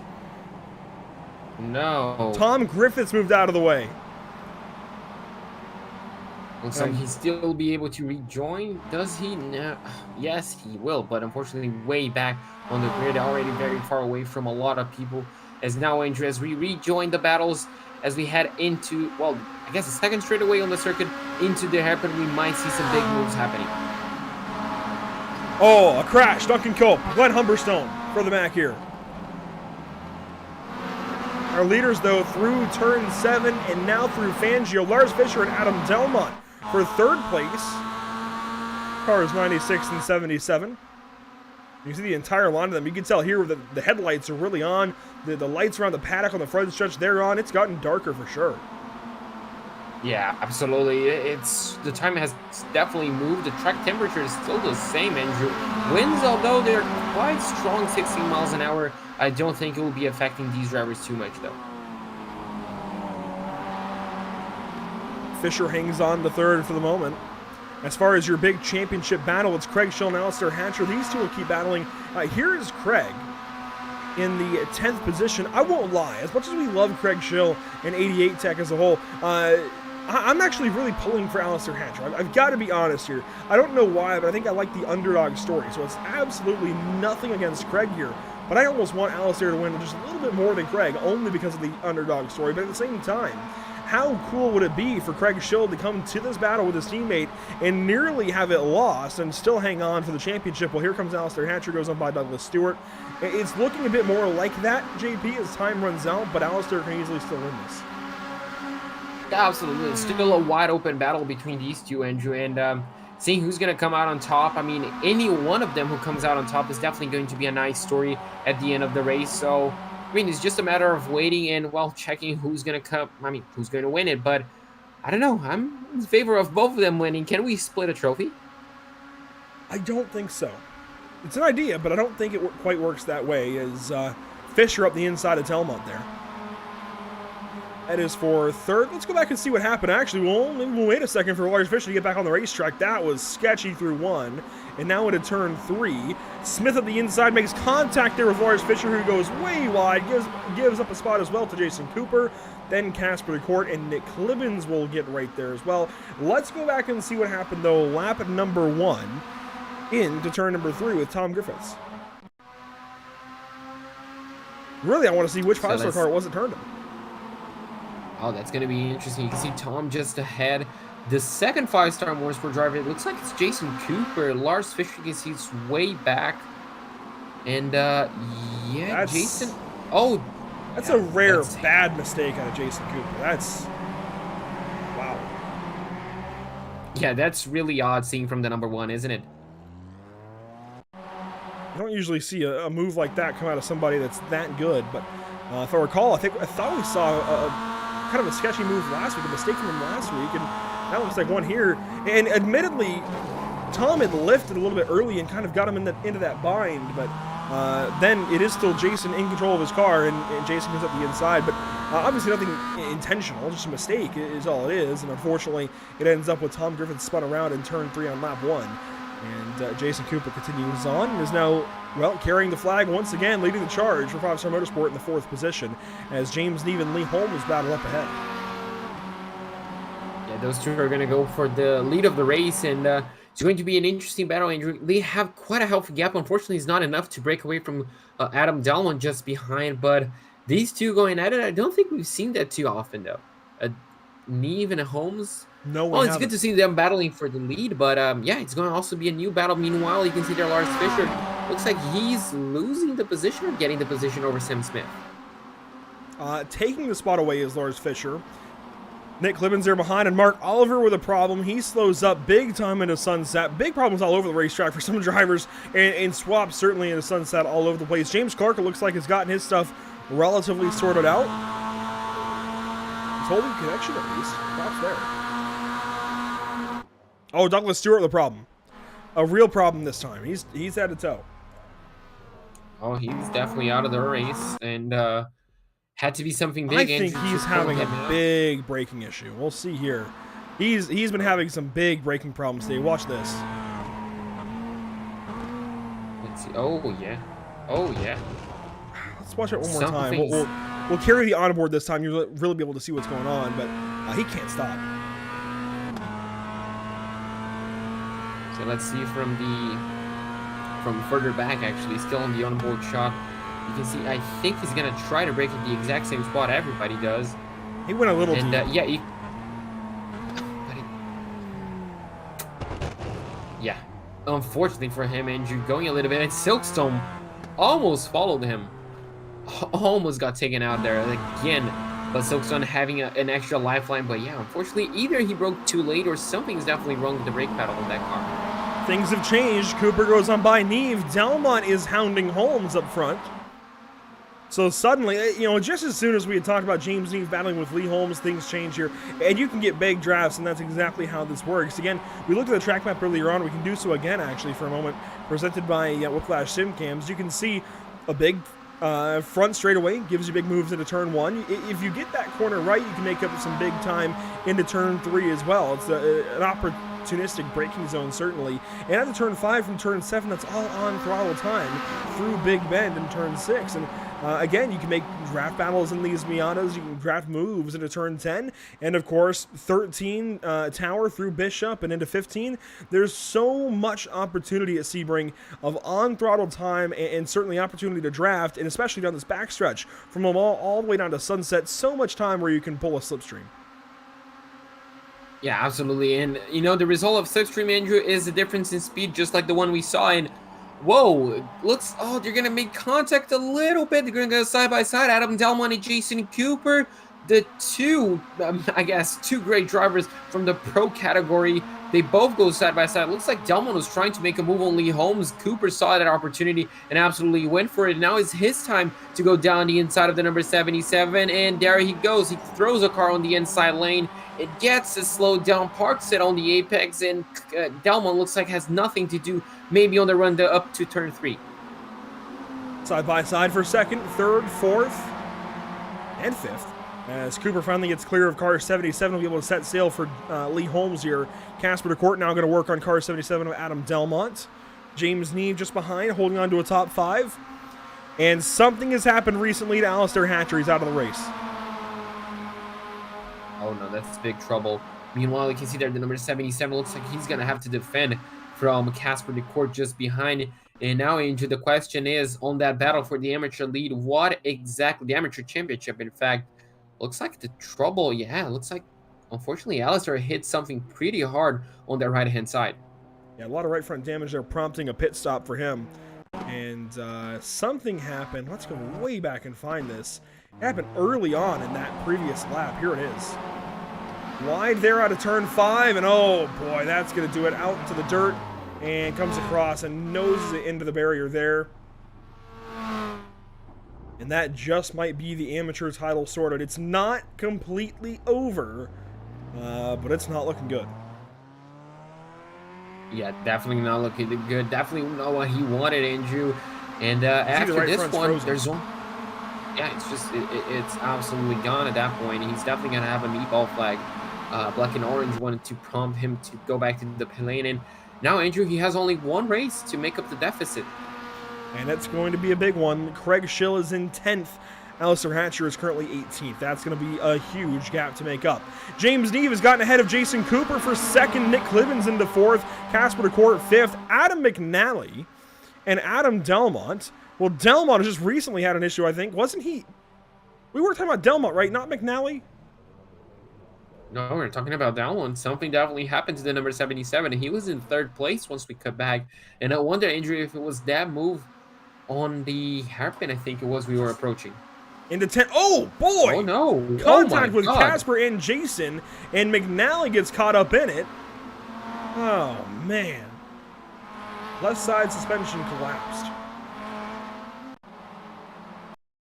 Yeah, that left side was gone, and that was a big instant between those three. I don't think we've ever saw those three getting in that big of a collision. You can see contact there. Jason hit Adam a little bit. And then Casper goes 3. Jason came over and just squeezed all 3 of them into a big, big issue. And the 2 5-star cars go on, and the Excite car is done. Yeah, luckily for both of them, they were able to continue, but you can see it there, Andrew. I think both sides actually, the front and the back suspension collapsed. So, yeah, really unfortunate for that one right there. Lee Holmes still leading. Jason Cooper 2nd. James Neve down into 3rd spot. Nick Clibbins a big move. And Casper DeCourt, Lars Fischer's back into this race. It was 3 laps to go at the start and finish line. 3 laps to go for these guys to decide who's actually going to finish. So far in 2nd place, Andrew, this is the battle that seems to be. And Nick Clibbins, a big move around the outside. Can he make it 2 for 1? Yes, he can, Andrew. Just like that, he moves himself up into 3rd place. Just behind Cooper currently looks, yeah, just behind Cooper. You can see there Neve in 4th and Casper DeCourt in 5th. Meanwhile, Sam Smith and Lars Fischer going at it. They make a bit of contact. Clark almost avoids them, and he does get the spot so far from Lars Fischer. James Clark goes on by Lars Fischer. There they go through Bishop. And James Neve and Nick Clibbins now get to go after it for position number 3 as Jason Cooper has separated from them. And Cooper's got 3 seconds to try and make up on Lee Holmes. I don't think that's happening. Could we be looking at finally a race win for Lee Holmes this season? He won one last season. In fact, how many did he win? Let me check that number. For Lee Holmes, it was 1 race, and it came at Knock Hill in race number 3. So he's not won since, I believe that was round 5 last season. Yes, it was round 5 last season, and now has a 3-second lead with 2 laps to go. That says all. I'll do the same.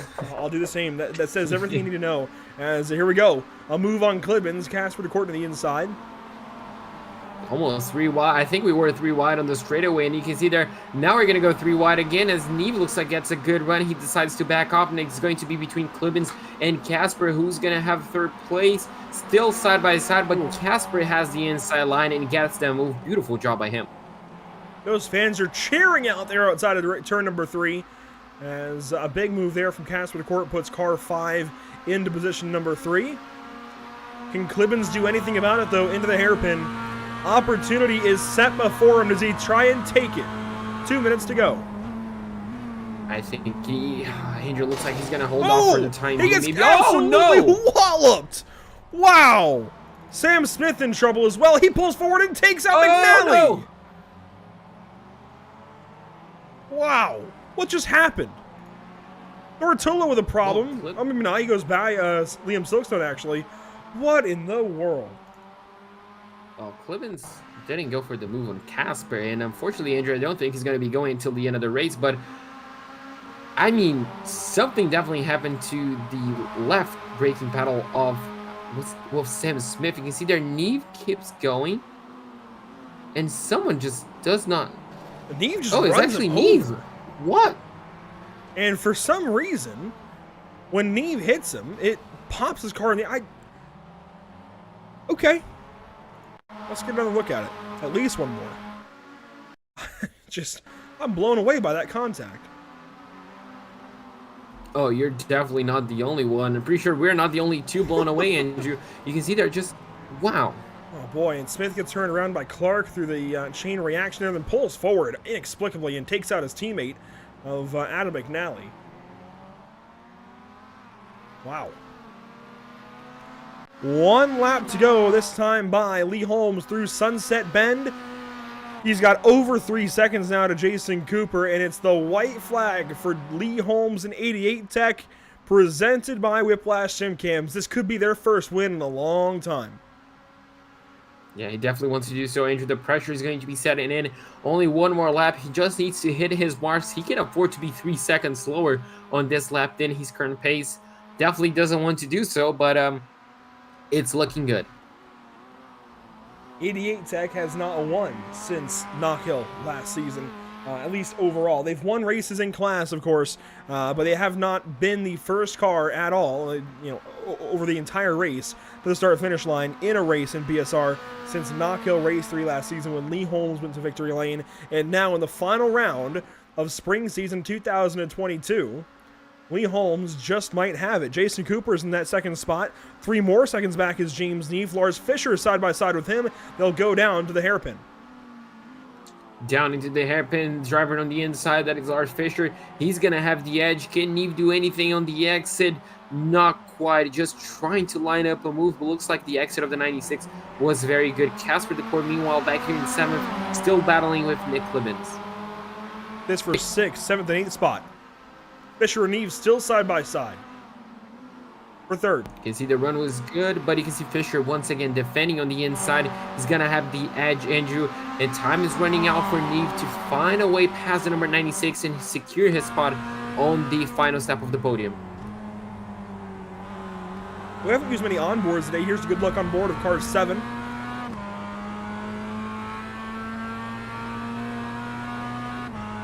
There's just not much you can do until you get onto this back stretch. You've got to stay in line through Bishop, through 15, and into turn 16 for Le Mans. But if you can set things up just right here, JP, you don't want to make a move into Le Mans. You want to make a move out of Le Mans. You want to set yourself up with a good run on exit and do what Lars just did, actually. A wider entry to the corner, turn in a little bit more sharply and get that run on exit like he just did. And Neve is going to have to try and find a way to battle that. Meanwhile, Lee Holmes into Sunset Bend. Here he goes, turns in. Gets the brakes, slides that car a little bit. You can see the left rear leaving some skid marks, but car 35 for 88 Tech is going to victory lane. Congratulations, 88 Tech Racing. First overall win since round 5 last season. Excellent job from him. I mean, he just controlled the pace. He even extended the gap between him and Cooper Andrew by quite a few tenths of a second on the final lap. So, I mean, excellent job by Lee Holmes. A well-deserved victory. Cooper, as we mentioned, is going to come home in 2nd. Look at this finish right here. Casper DeCourt just beats Nick Clemens to the line for 6th place. Sam Smith is going to win the Pro-Am class. And I think Craig Schill still won the amateur, didn't he? No, he'll go 3rd, actually. No, Mark Oliver. To Mark Oliver and Fiona Siddons. There's Oliver across the line. A rare class win out of Mark Oliver, actually. So congratulations there to Mark. And Fiona Siddons will, again, take the 2nd spot. Craig Schill, meanwhile, will leave Sunset Bend, actually enter Sunset Bend, then leave Sunset Bend in the 15th spot, the final car running and the final car eligible for an invert.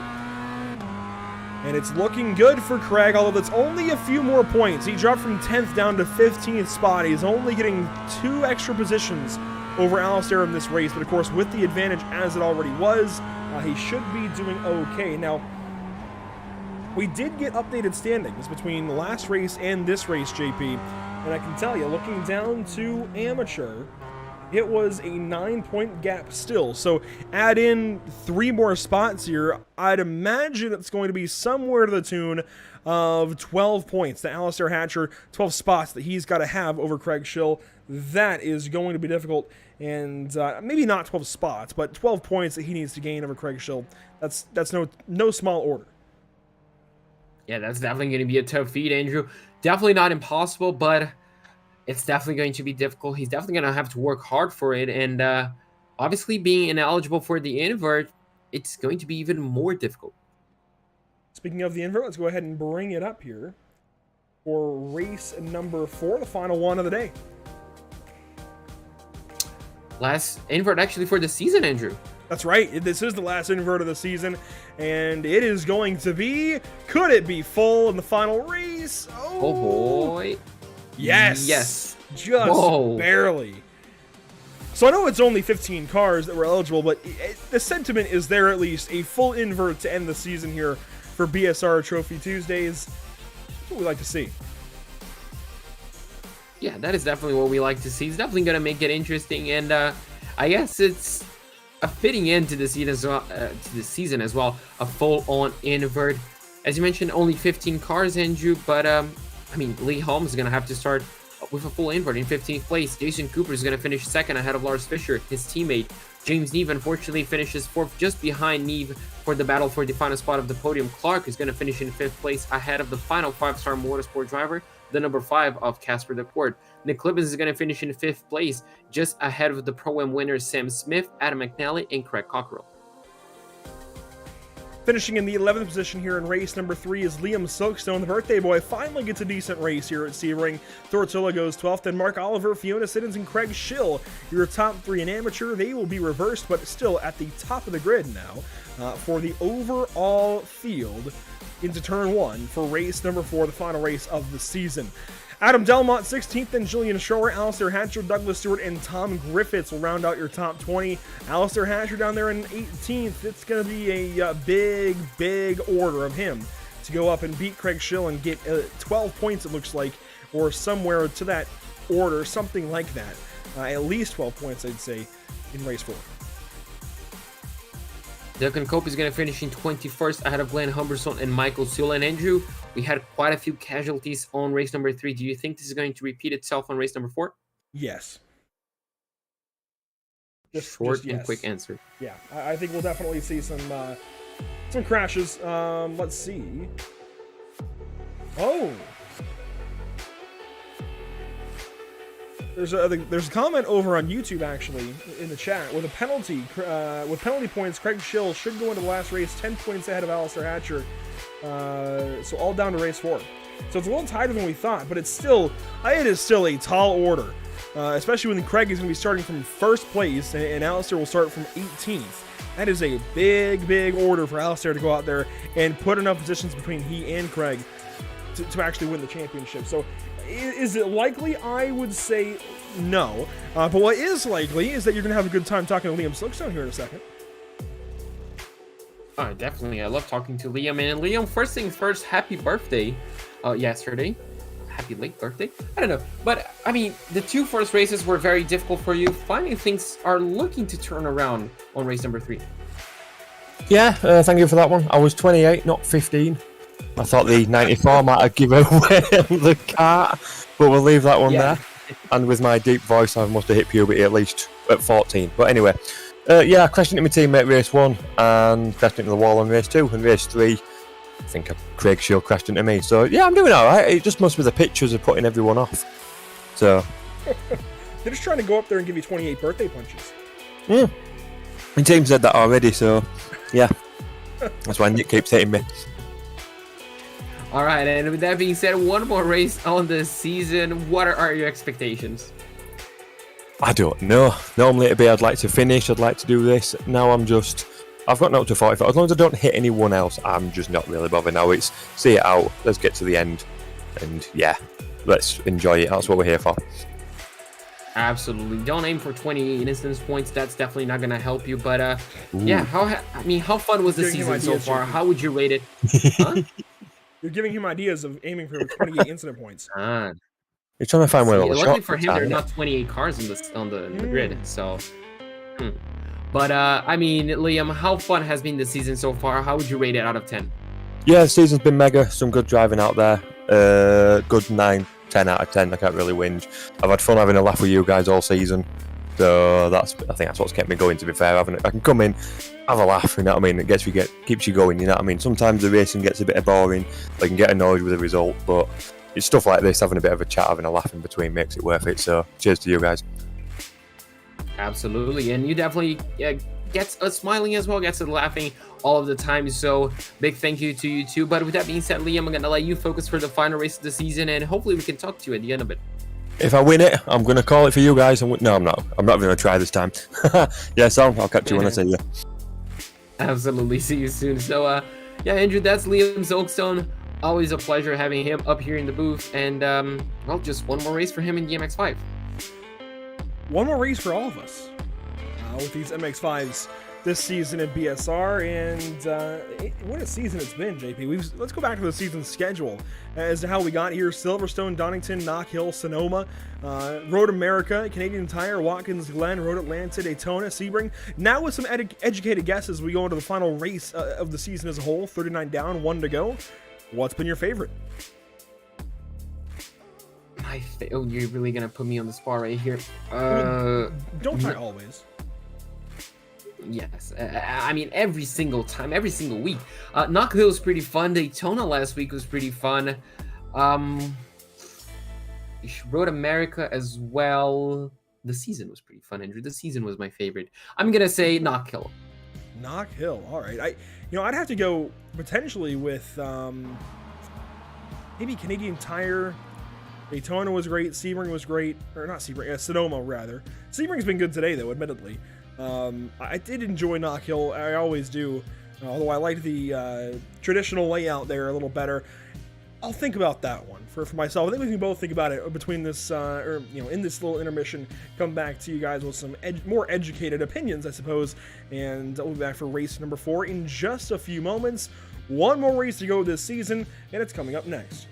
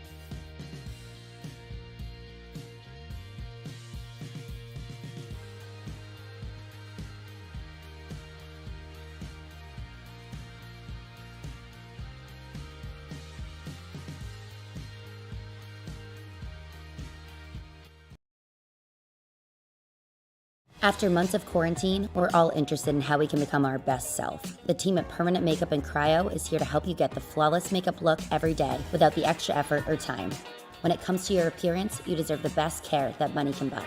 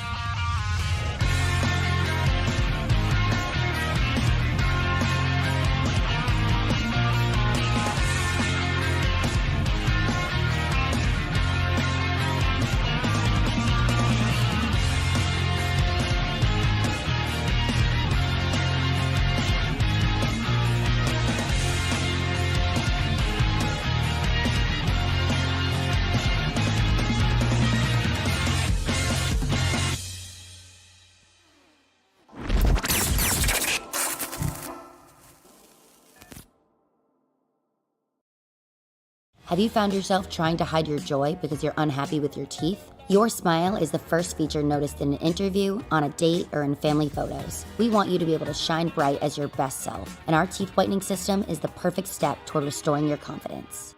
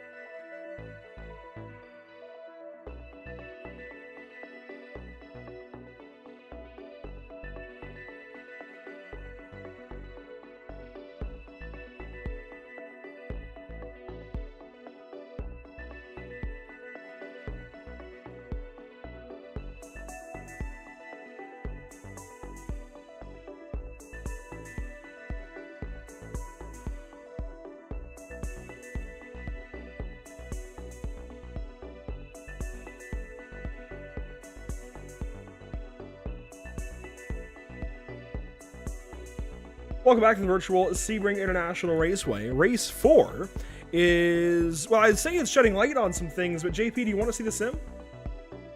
Absolutely. Are you sure? Yes. Final answer? Yeah, well, there you go. It's not shedding light on I was going to say no. Oh. Oh, okay, hang on. No, I'm just kidding. B-roll. Let's go ahead and bring that back up. Nobody gets to see the race. There you go. We'll just look at some Sebring scenics for the rest of the night. But no, seriously, it is dark for this final race, and it usually is here at Sebring when you turn the lights off. That's usually how things work, but it is extra dark, it feels like, and those lights around the paddock are going to make those darker portions of racetrack feel that much darker. The headlights, of course, are going to be a little bit of help, but you can see it is dark. Those lights, though, do a great job on this front stretch, and definitely light things up. So I guess we're shedding light on just the front stretch, just sunset on a turn number 1. On pole here is Craig Schill for race number 4. Now, we've been informed by Alistair Hatcher himself that he is only 3 points behind Craig Schill, with penalty points included. Now, that's a little more for us to, like, we don't quite get all that information, so we appreciate those that are helping us.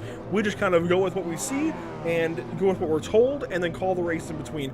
And we definitely appreciate the points out there, as there's a lot to go into all the points and who's actually going to win these championships. Jason Cooper will start from 14th spot, speaking of champions, and Sam Smith will start from 8th. They are going to wrap up their championships in Pro and Pro-Am here in just a few moments. As red lights are on, that means green lights are on the way for the final time this BSR MX-5 season, waiting on the official green flag, and Craig Schill is off and away.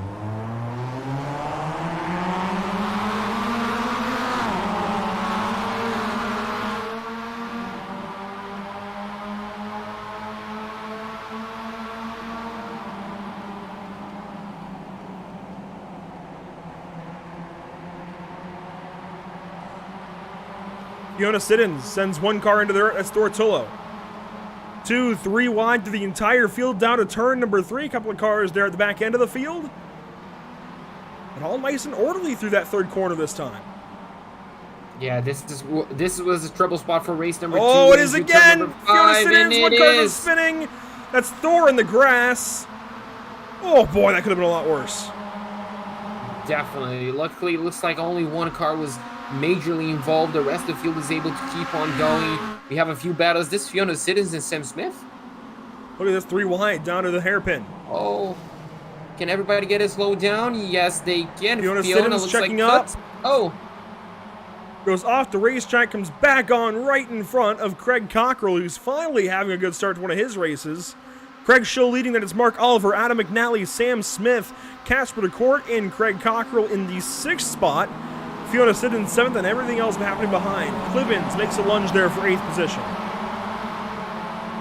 Whoa, one car sideways, that's Sam Smith! Oh, this no! This could be a big one. Or not. Well, smaller than I thought it would be. Yeah, luckily the track widens quite a bit on that corner, so they were all, I guess, just involved in that stage. Is that McNally with him? McNally? Yes, it is. Oh, that is season ending, actually, for him. So really unfortunate. Meanwhile, up ahead, looks like these little battles right here, they have kind of died down for the top 3, Andrew. Further back, for top 4, should I say. Further ahead, who is this leading? Is this Craig? It's Craig Is Schill. this Alistair, actually? Oh, Craig, wow. I mean, Craig what a started on performance pole. so far Alistair for him. started 17th. Oh, yeah.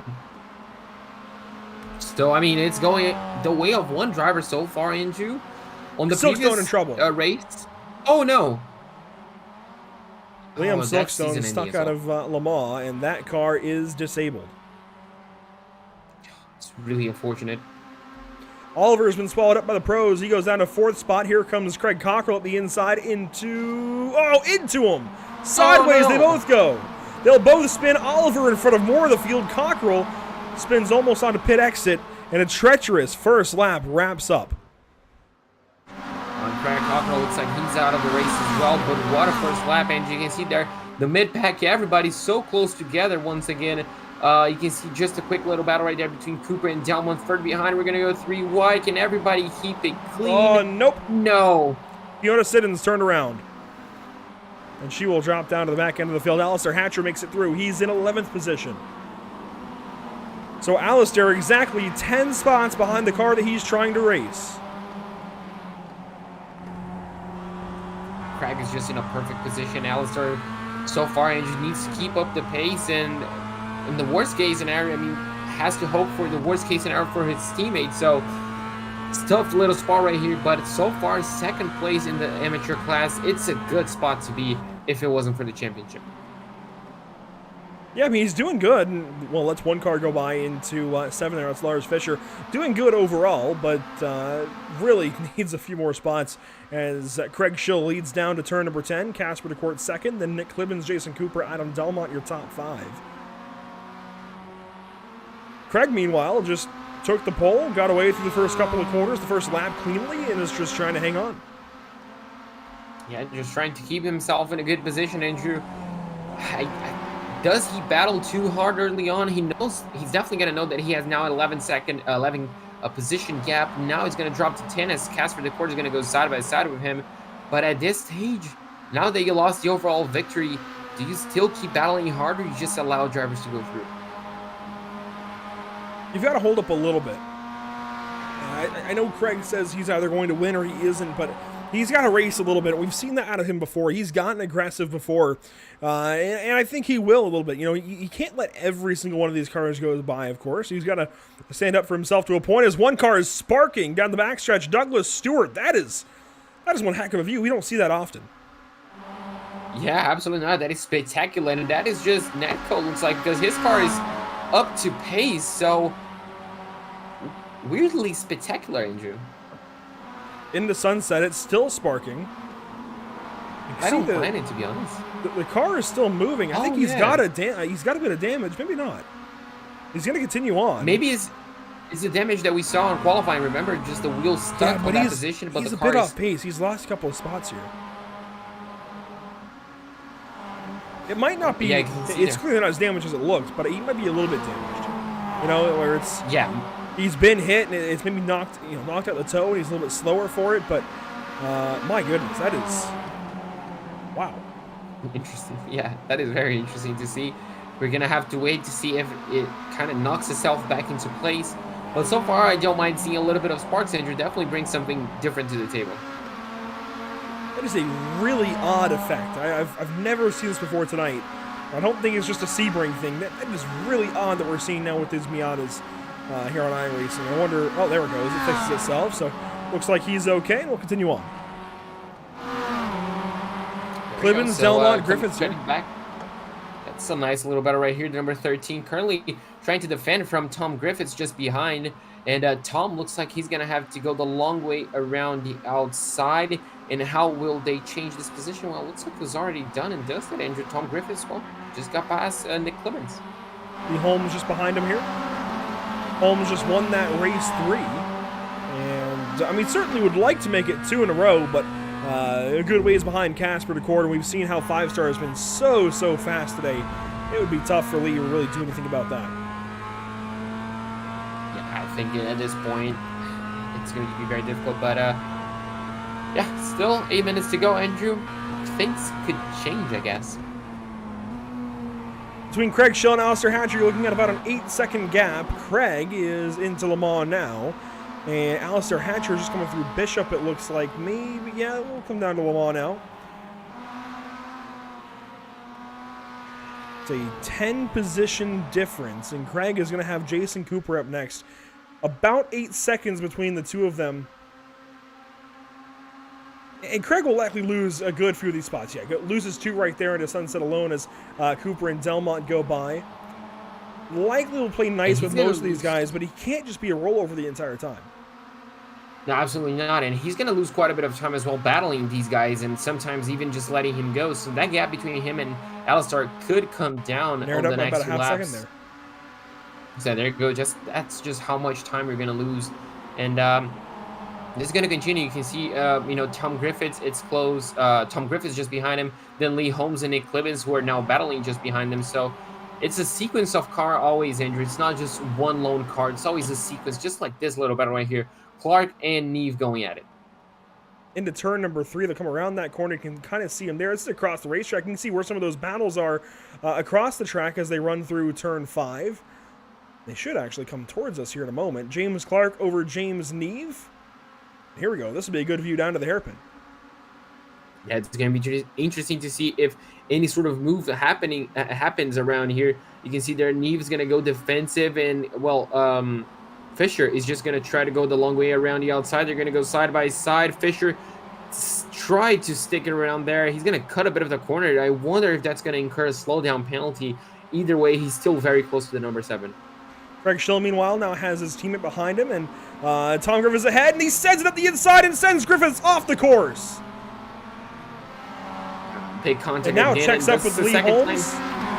Oh, don't tell me he just broke his own left front. I hope not. He gives up those 2 spots very quickly. Let's go on board with him here. The wheel looks okay. It looks like he's steering straight, but definitely did a number to the body work there on the left front of his car as Delmont and Cooper will battle into Le Mans. And you can see both of them side by side, Andrew. This is what I love about seeing them two. They just respect so much each other. And once again, side by side, it looks like Delmont is going to have a better line. He gets loose, a bit of sparks flying out, but they still point at the right direction. Amazing little battle between these two. Side by side for second, 2.5 seconds behind Casper. And I think at this point you have to lock in Casper DeCourt as the race winner of this one unless something else changes. These two are just going to keep going after it as long as they possibly can. The draft is going to help whichever one falls behind. And look at that, Adam Delmont with a big run out of turn 17 will bring it right back alongside of Jason Cooper and go across the line in second. 5 minutes to go, 3 laps left in this season.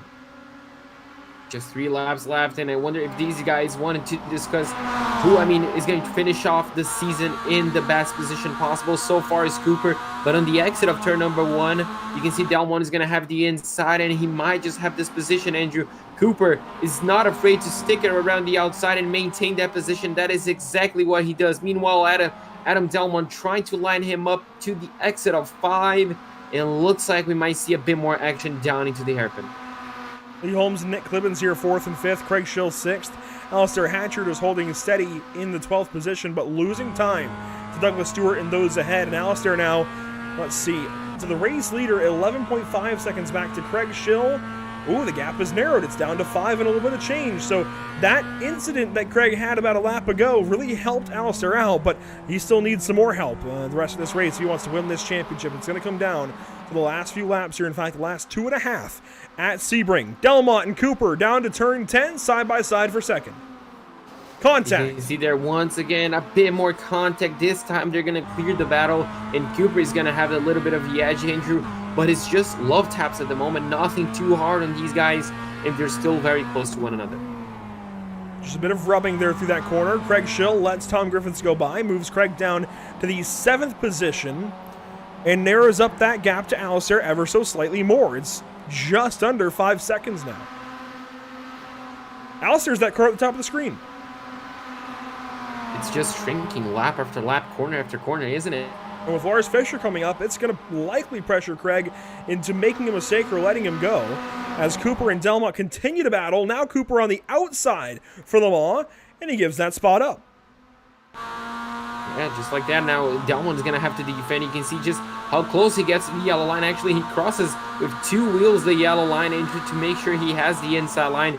Cooper is just going to have the slipstream. He's going to look to the long way around. You can see there Lee Holmes just observing the battle, and they're going to go single file. Cooper looking for a better exit. He has to correct the car mid-corner as the front end wasn't too happy. You saw Nick Clibbins really approaching Lee Holmes there. And yeah, now this could be a 4-car battle for position. Craig Schill does give that spot up to Lars Fisher, now in the 8th position. As he comes across the line, he has got 6 seconds to Alistair Hatcher. Opened up a little bit of time that lap. So it's just fluctuating, but I don't think it's fluctuating enough. Yeah, Alistair is not in the right spot, as these guys, 4 cars in a row. Jason Cooper, Adam Delmont, Lee Holmes, Nick Clibbins. This is going to be one heck of a battle to end the season. It's their final opportunity to make up any points they want, make up any positions in the standings. Delmont's already got second, trying to hang on to it. Casper leading is going to eat into that just a little bit, so he needs the points. Yeah, he needs the points, and Andrew, besides that, he's just, I guess he wants to, cap off the season, beating Cooper on raw pace and making a move on track.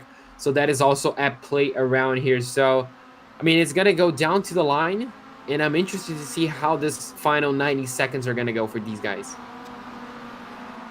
Tom Griffith, Lars Fisher battling to 10. Fisher gives that spot up. Actually, he was trying to take it away, so Tom defends it well into that corner. And Jason Cooper still over Adam Delmont. This is going to be close, I think, between these guys. They're going to battle aggressively, I'd imagine, on this final lap of the season. Coming up in a few moments. Casper DeCourt, meanwhile, leads.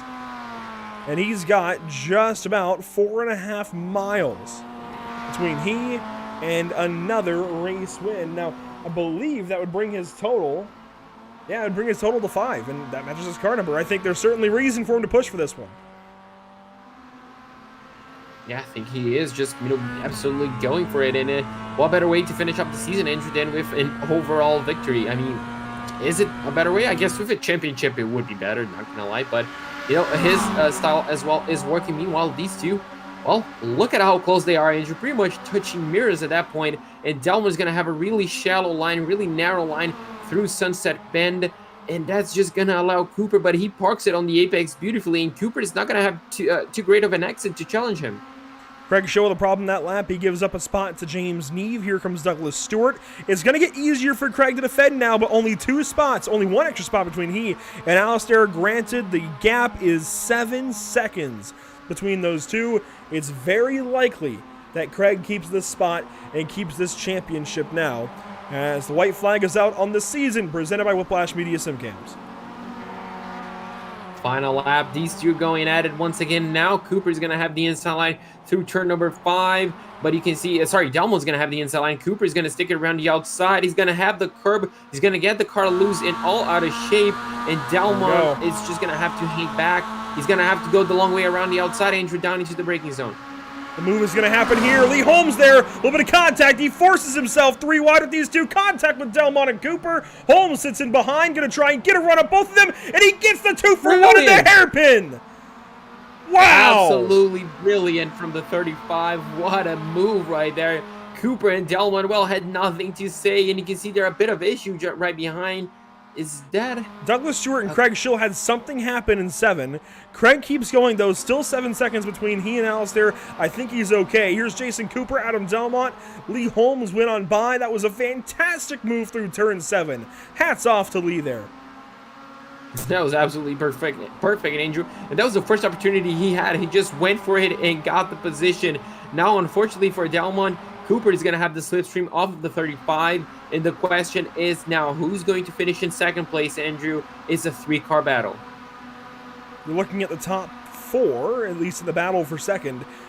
the back end of the top 5 between Lee Holmes, Jason Cooper, Adam Delmont, and Nick Clibbins. Delmont now down a couple of spots compared to where he's been the entire race, and now through the final time in Le Mans, they all run a little bit wide, and Delmont's going to have a run.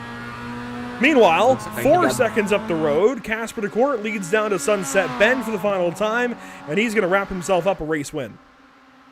Yeah, definitely. He's just going to have a control injury. Meanwhile, these three, Look they're at them, very 3 far wide. from control. In fact, there are 3 Delmont wide. at the inside, contact.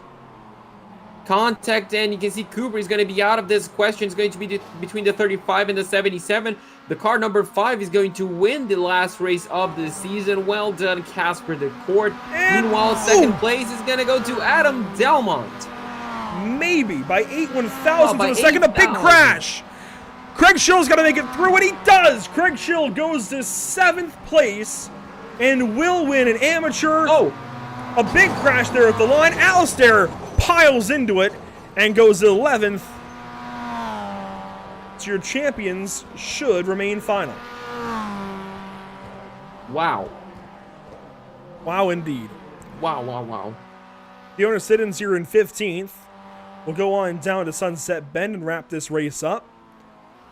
We're going to have to get several replays of whatever just happened out of Sunset Bend, I think. That was chaotic, at least. Yeah, it definitely was, Andrew. It was a chaotic final straightaway of the season. Wow. I mean, I'm still speechless. There's Glenn Humberstone across the line. And he is the final car to finish here at Sebring. And that officially ends things as a few cars stay parked there across the line. And he piles in. Let's go back. And first, I think we should go back and see that move with Lee Holmes into turn 7 if we can. This isn't quite it, so we've got to go a little further back. That was simply fantastic, JP. I think that's where our final lap highlights really start. Yeah, I think it definitely is. You can see there, Lee expertly puts his car in a 3-wide situation on the outside. He knows he's not going to have enough space, enough for a run. That just forces Delmont to go a bit to the inside and make contact with Cooper. And, well, I mean, Lee just drives on by, just going, well, thank you, guys. And then something happened here with Craig Schill, and really I think mostly just Douglas Stewart. Stewart went way out into the old hairpin there, the old turn 7, and goes just completely wide and gives up a lot of time. And then these guys continue battling up through the rest of the lap, and something is going to happen here with Jason Cooper in Sunset. So we're going to have to wait and see. He was on the outside, wasn't he, Andrew, of the 3-wide situation? We'll see here. Down the backstretch. So there's Cooper's move to the left side. Here comes Delmont to go to the right side. And Holmes just holds right in the middle as he should. There's the 3-wide. So Cooper was on the outside, then turns in. Oh my goodness, contact there with Delmont, gets him sideways. And he just stops there. Tom Griffiths hits him. I'm not even sure where the crashing comes in. Oh, wow! Well, there you go. Tom Griffiths and James Clark. Alrighty then. Well, now we have the answer to that, but on the contact, and look at this. Boom! Stewart hits Clark. Neve had gotten a piece of it. Oh my goodness, Alistair Hatcher comes in for a T-bone. And unfortunately, that one might cost him a little more than a tenner. Yeah, definitely. It's a bit more than a fender bender for these guys. But, yeah, I think the incident happened on that difficult tire barrier that you have on the outside of Sunset Bend, doesn't it? I'm still clueless as to what happens here with Clark and Griffiths, but this will show us. This is the onboard with James Clark. So Cooper's already had his problem. Griffiths gets him there, and then Clark comes on through Sunset, and oh wow. Griffiths was just slowing down, I think, due to the damage. No, he slammed the brakes. Oh.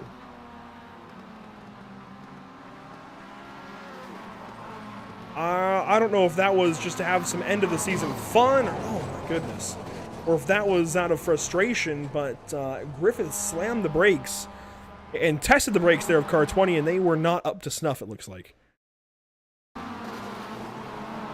Watch Griffiths here. Griffith drops to 17th spot, or 16th spot rather. He throws on the brakes big time. Yeah. I don't know what that is. I can't explain that. Me neither, Andrew. I mean, no idea what happened there. Here's Alistair Hatcher to the line, and he finishes this race in the 10th position, just trying to find a way through. Couldn't quite get Stewart or Neve there at the line, and didn't really matter anyway, as Craig Schill stayed ahead of him, and his season goes up in smoke just about like that. Not able to take this championship, but I think still a lot for Alistair to take with this one and be happy with, certainly.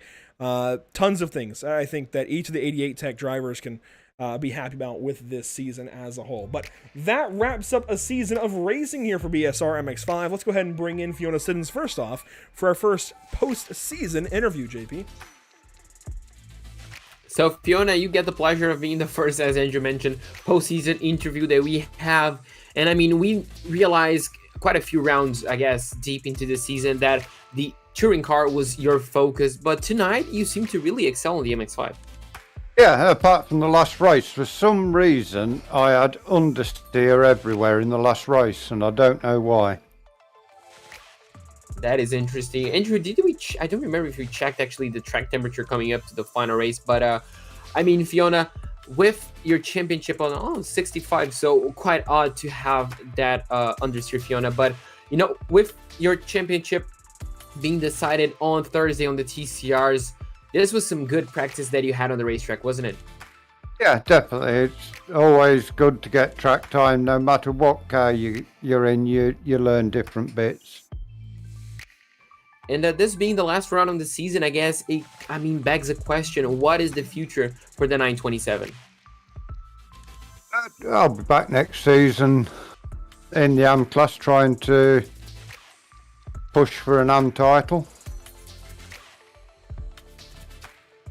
And, how would you rate this overall season on the MX-5? We know it wasn't your focus as the TCR is, but out of 10, what grade would you give this season? I think I'd give it an 8. I think I finished third in class in the championship in this one, so that's not too bad. Well, there you go. With that being said, Fiona, it was a pleasure having you for the MX-5 season. We hope to see plenty of more of you in the future, and we'll definitely talk to you on Thursday. Yeah, definitely. Congratulations to the 3 championship winners, and thank you for a great stream, what you've done all season. Absolutely. Thank you for putting a show on the racetrack. It was definitely a pleasure watching you race. Thank you. So, Andrew, that was Fiona Siddons. Third place at the end of the season on the amateur class. Focus now for her, well, it's Thursday on the TCRs. Meanwhile, somebody else gets to celebrate, and that's Craig Schill. I know earlier, Craig, you said, well, you either will win or you won't, but I know there's a level of competitiveness beyond that. And it works out for you this evening. What happened there in race 4 there? You started on pole, you kind of fell back, and you were almost, and I say almost, on the verge of having to battle with Alistair. Then, oh wait, he's 7 seconds back. How did tonight go for you as a whole, especially that last race? Well, I went for the let's stay out of trouble approach and not meatball, not crash, not get any penalties, not do anything silly. And I just ended up getting swamped, and then maybe let a few 2 cars through, and then I just couldn't keep on the back of them. There were certain bits of the track where I was just dead slow, and I just couldn't get any speed. But it's all provisional. Got to say sorry for the one challenge that I had. I was on the brakes and just clipped him, pushed him wide. I think it was Jamie Guilford, or I think it was that the one I hit. The car that you got in, what was it, turn 10? Something like that. It was. I think it might have been Tom Griffiths, wasn't it? That sounds more like it. Yeah. And you know what? I was actually going to ask next. What happened there? It was just, I guess, just what happened there. It was 1 minute I was like, yeah, I'm going to fight for it, and then I went to back out of it, and by the time I decided no, I was on the brakes, and that was it. It was a straight line, and the car wasn't turning.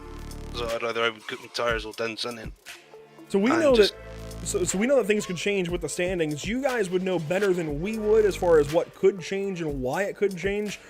Why are you still kind of waiting on the official result here as to what could happen with that and how much the points could swing? Do you suspect that you might get dropped out of the champion for that, or like, how do you expect that to go? It was very close between me and Alistair. If you take, because basically the license points that we've got at the end of the season get times by 10, and then that total gets dropped off our score, basically, is how it works. That's why it went down to, although it said on the sheets that you were getting I was 67 points in front of him, by the time you take the penalty points off, because I was losing 90 and he was losing 20, it was only 70. So it worked out as there was only 3 points between us going into that race. So it was a case of I have to finish 4 points in front of him to get it, and also get no protest, because if I get a protest and I'm found guilty, they take the points away. So there you go. It could still be up in the air. Craig, regardless, you are provisionally the amateur champion, and I'd imagine going to have a move up to Pro-Am next season. Yeah, I've pretty much decided that's where if the league will let me, that's where I want to go. I've got the pace. I'm in Pro-Am in TCRs, and I've got the pace in that, so it makes sense to be in Pro-Am for both of them, really, doesn't it? I would think so. Well, Craig, fantastic season of racing. Definitely look forward to seeing how you do in Pro-Am next season. Congratulations on at least putting yourself in a position where you either will or you won't win the championship, regardless of, or I guess pending what happens with protests and such. You either will or won't win it, and regardless, you won a couple of races in class, and I think you did a good job. Congratulations. Thank you very much, and thank you very much for a great broadcast over the seasons.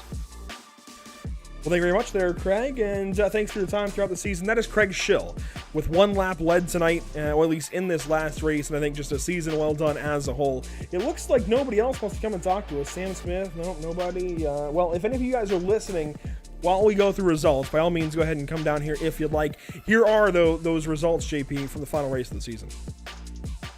So for the final time this season, the number 5 of Casper the Cord crosses the finish line in first place.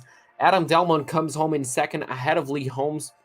Nick Clibbins, the number 13, is going to finish in fourth place ahead of the number 96 of Lars Fisher. And Andrew, an odd result for Jason Cooper to be the last of the 5-star motorsport drivers to cross the line down in sixth place. Greg Schill with an excellent result in seventh place wins not only the amateur class on the final race, but also the championship.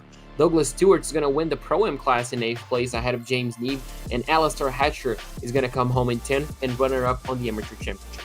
A few cars dropped off for the final race of the season, giving us just 20 here for race number 4. Tortullo, Mark Oliver, James Clark, Fiona Siddons, Glenn Humberstone all finish on the lead lap before Tom Griffiths ends up one lap down, just ahead of Sam Smith, Craig Cockrell, Liam Silkstone, and Adam McNally, who all finish this race this season on a bit of a sour note at Sebring. It was a good one here, JP. I know some drivers likely will have some different thoughts and definitely some different emotions and opinions about it, but a good race, a good night of racing overall. Yeah, absolutely. It was a fantastic night of racing. You know, we had plenty of battles. I think, Andrew, we had 4 different race winners today, if I'm not mistaken. So it's really nice to see that as well. I'm definitely going to miss the MX-5. These drivers as well, they're so much fun to talk to and obviously to watch them race. The battles were amazing tonight, and it was definitely a fun season to cover. That it was. Things come to a close here for round number 10. And final win totals, by the way, we can't really bring it up on screen. We'll get Adam Delmont here in a second. Final win totals, though, they're not... I'll try and read these out by order. They're not ordered on my list, but Jason Cooper with 14 wins on the season. Adam Delmont actually goes for 5 wins this season and is tied in the final race by Casper the Court. So good efforts there from Casper, really, to get that last win and tie up Adam Delmont. Just going through here. So Casper goes with 5. Andy McEwen, who didn't race tonight, had 4 wins on the season. Then Chris Knox had 3. Adam McNally, Sam Smith, and Lars Fisher each had 2. Then Paul Duncan, Tom Griffiths, and Lee Holmes all had 1 win apiece. And that does come out to 40 wins, 40 races this season. It looks like Adam Delmont is here. JP, here is driver of the 77. So, Adam, I mean, what a race to cap off the season. What an amazing battle you had with Jason Cooper, not only today, but also in this season. How do you reflect on that? mega. Really enjoyed it. I was just literally saying to them too how that last race, me and Jason were having such a good battle, and we'd been door banging and rubbing all the way through it. And I mean, I finished with 2x, so you know that's how much we were 0xing. And then on the final turn, I didn't even know until afterwards when I watched it back. We had a little door bang because I was so tight. I pushed out a little bit and we glanced doors. I thought he was still coming round and just gone a bit wide, and it wasn't till after I saw that he had actually hit the wall. So I don't know, I might have a penalty inbound for that one, but you know, genuinely didn't mean it. I was actually thoroughly enjoying that race. Oh, absolutely. We were enjoying covering that battle. It was so amazing to look, you know, you two just going at it so close to one another. It was definitely fantastic. And that was kind of the story of the season. I mean, how do you reflect? Unfortunately, I think you finished second place in the points. Do you think you could have done anything differently throughout the season to maybe challenge Jason on the championship? Yeah, I think I started a bit too slowly. I think Jason's just on point every time, every race. The guy's a machine, and I think at the start of the season he did have the edge on, well, all of us to be honest. But I think, you know, from mid-season, I think I've come into my own a little bit more and found some pace. And yeah, do you know what? It's been nice to be putting him under a bit of pressure this past half. I knew he'd won championship. He sealed that, you know, pretty quickly to be honest. But in the races themselves, just to be pressuring him and catching him and, you know, keeping him on his toes. And you know, it's always good hard racing when you're racing with Jason. It always, well, 5-star all of them. You know, we've had us little scrapes here and there, but overall they're a fantastic team to race against. So, you know, congrats to Jason. Congrats to Casper, whether he finishes third or second if I get a pen, whichever. I'm not fussed. I'm easy either way. I've enjoyed myself. Absolutely. And I mean, what is next for the number 77? What is next for you after this season? Well, as like the season is over. I'm currently doing a Monday night next gen Mazda MX-5 league, and I do an LMP2 one on a Wednesday, but I'm looking at potentially Mr. C's, is it Big C's Sunday night thing, and obviously as soon as BSR announces, I can imagine there will be some Excite liveries out there, and I'll probably be one of them, no doubt. Well, absolutely. I mean, it's definitely going to be exciting to keep an eye out for you on all these seasons. You're such a fantastic driver. It's so much fun to keep an eye out for. So, I'm wishing you the best of luck in the future. And Adam, it was a pleasure seeing you race this season. Absolutely fantastic, and definitely keep it up. Cheers, thank you very much. Means a lot. I do pretty much try to go full send, give you guys a show, get tail at car hanging out as much as possible. Absolutely. With that being said, Adam, I'm gonna let you rest a little bit after this long season is now over, and hopefully we can talk to you in the future. Yeah, no problems. Just to obviously a very quick, so no time short. Just a quick thank you to you guys, the admin, everybody behind the scenes, and obviously my teammates. Excite. You all make it a blast.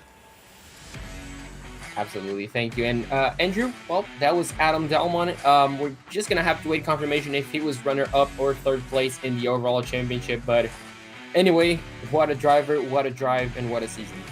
And we'll do our best to get that updated on social media once we know.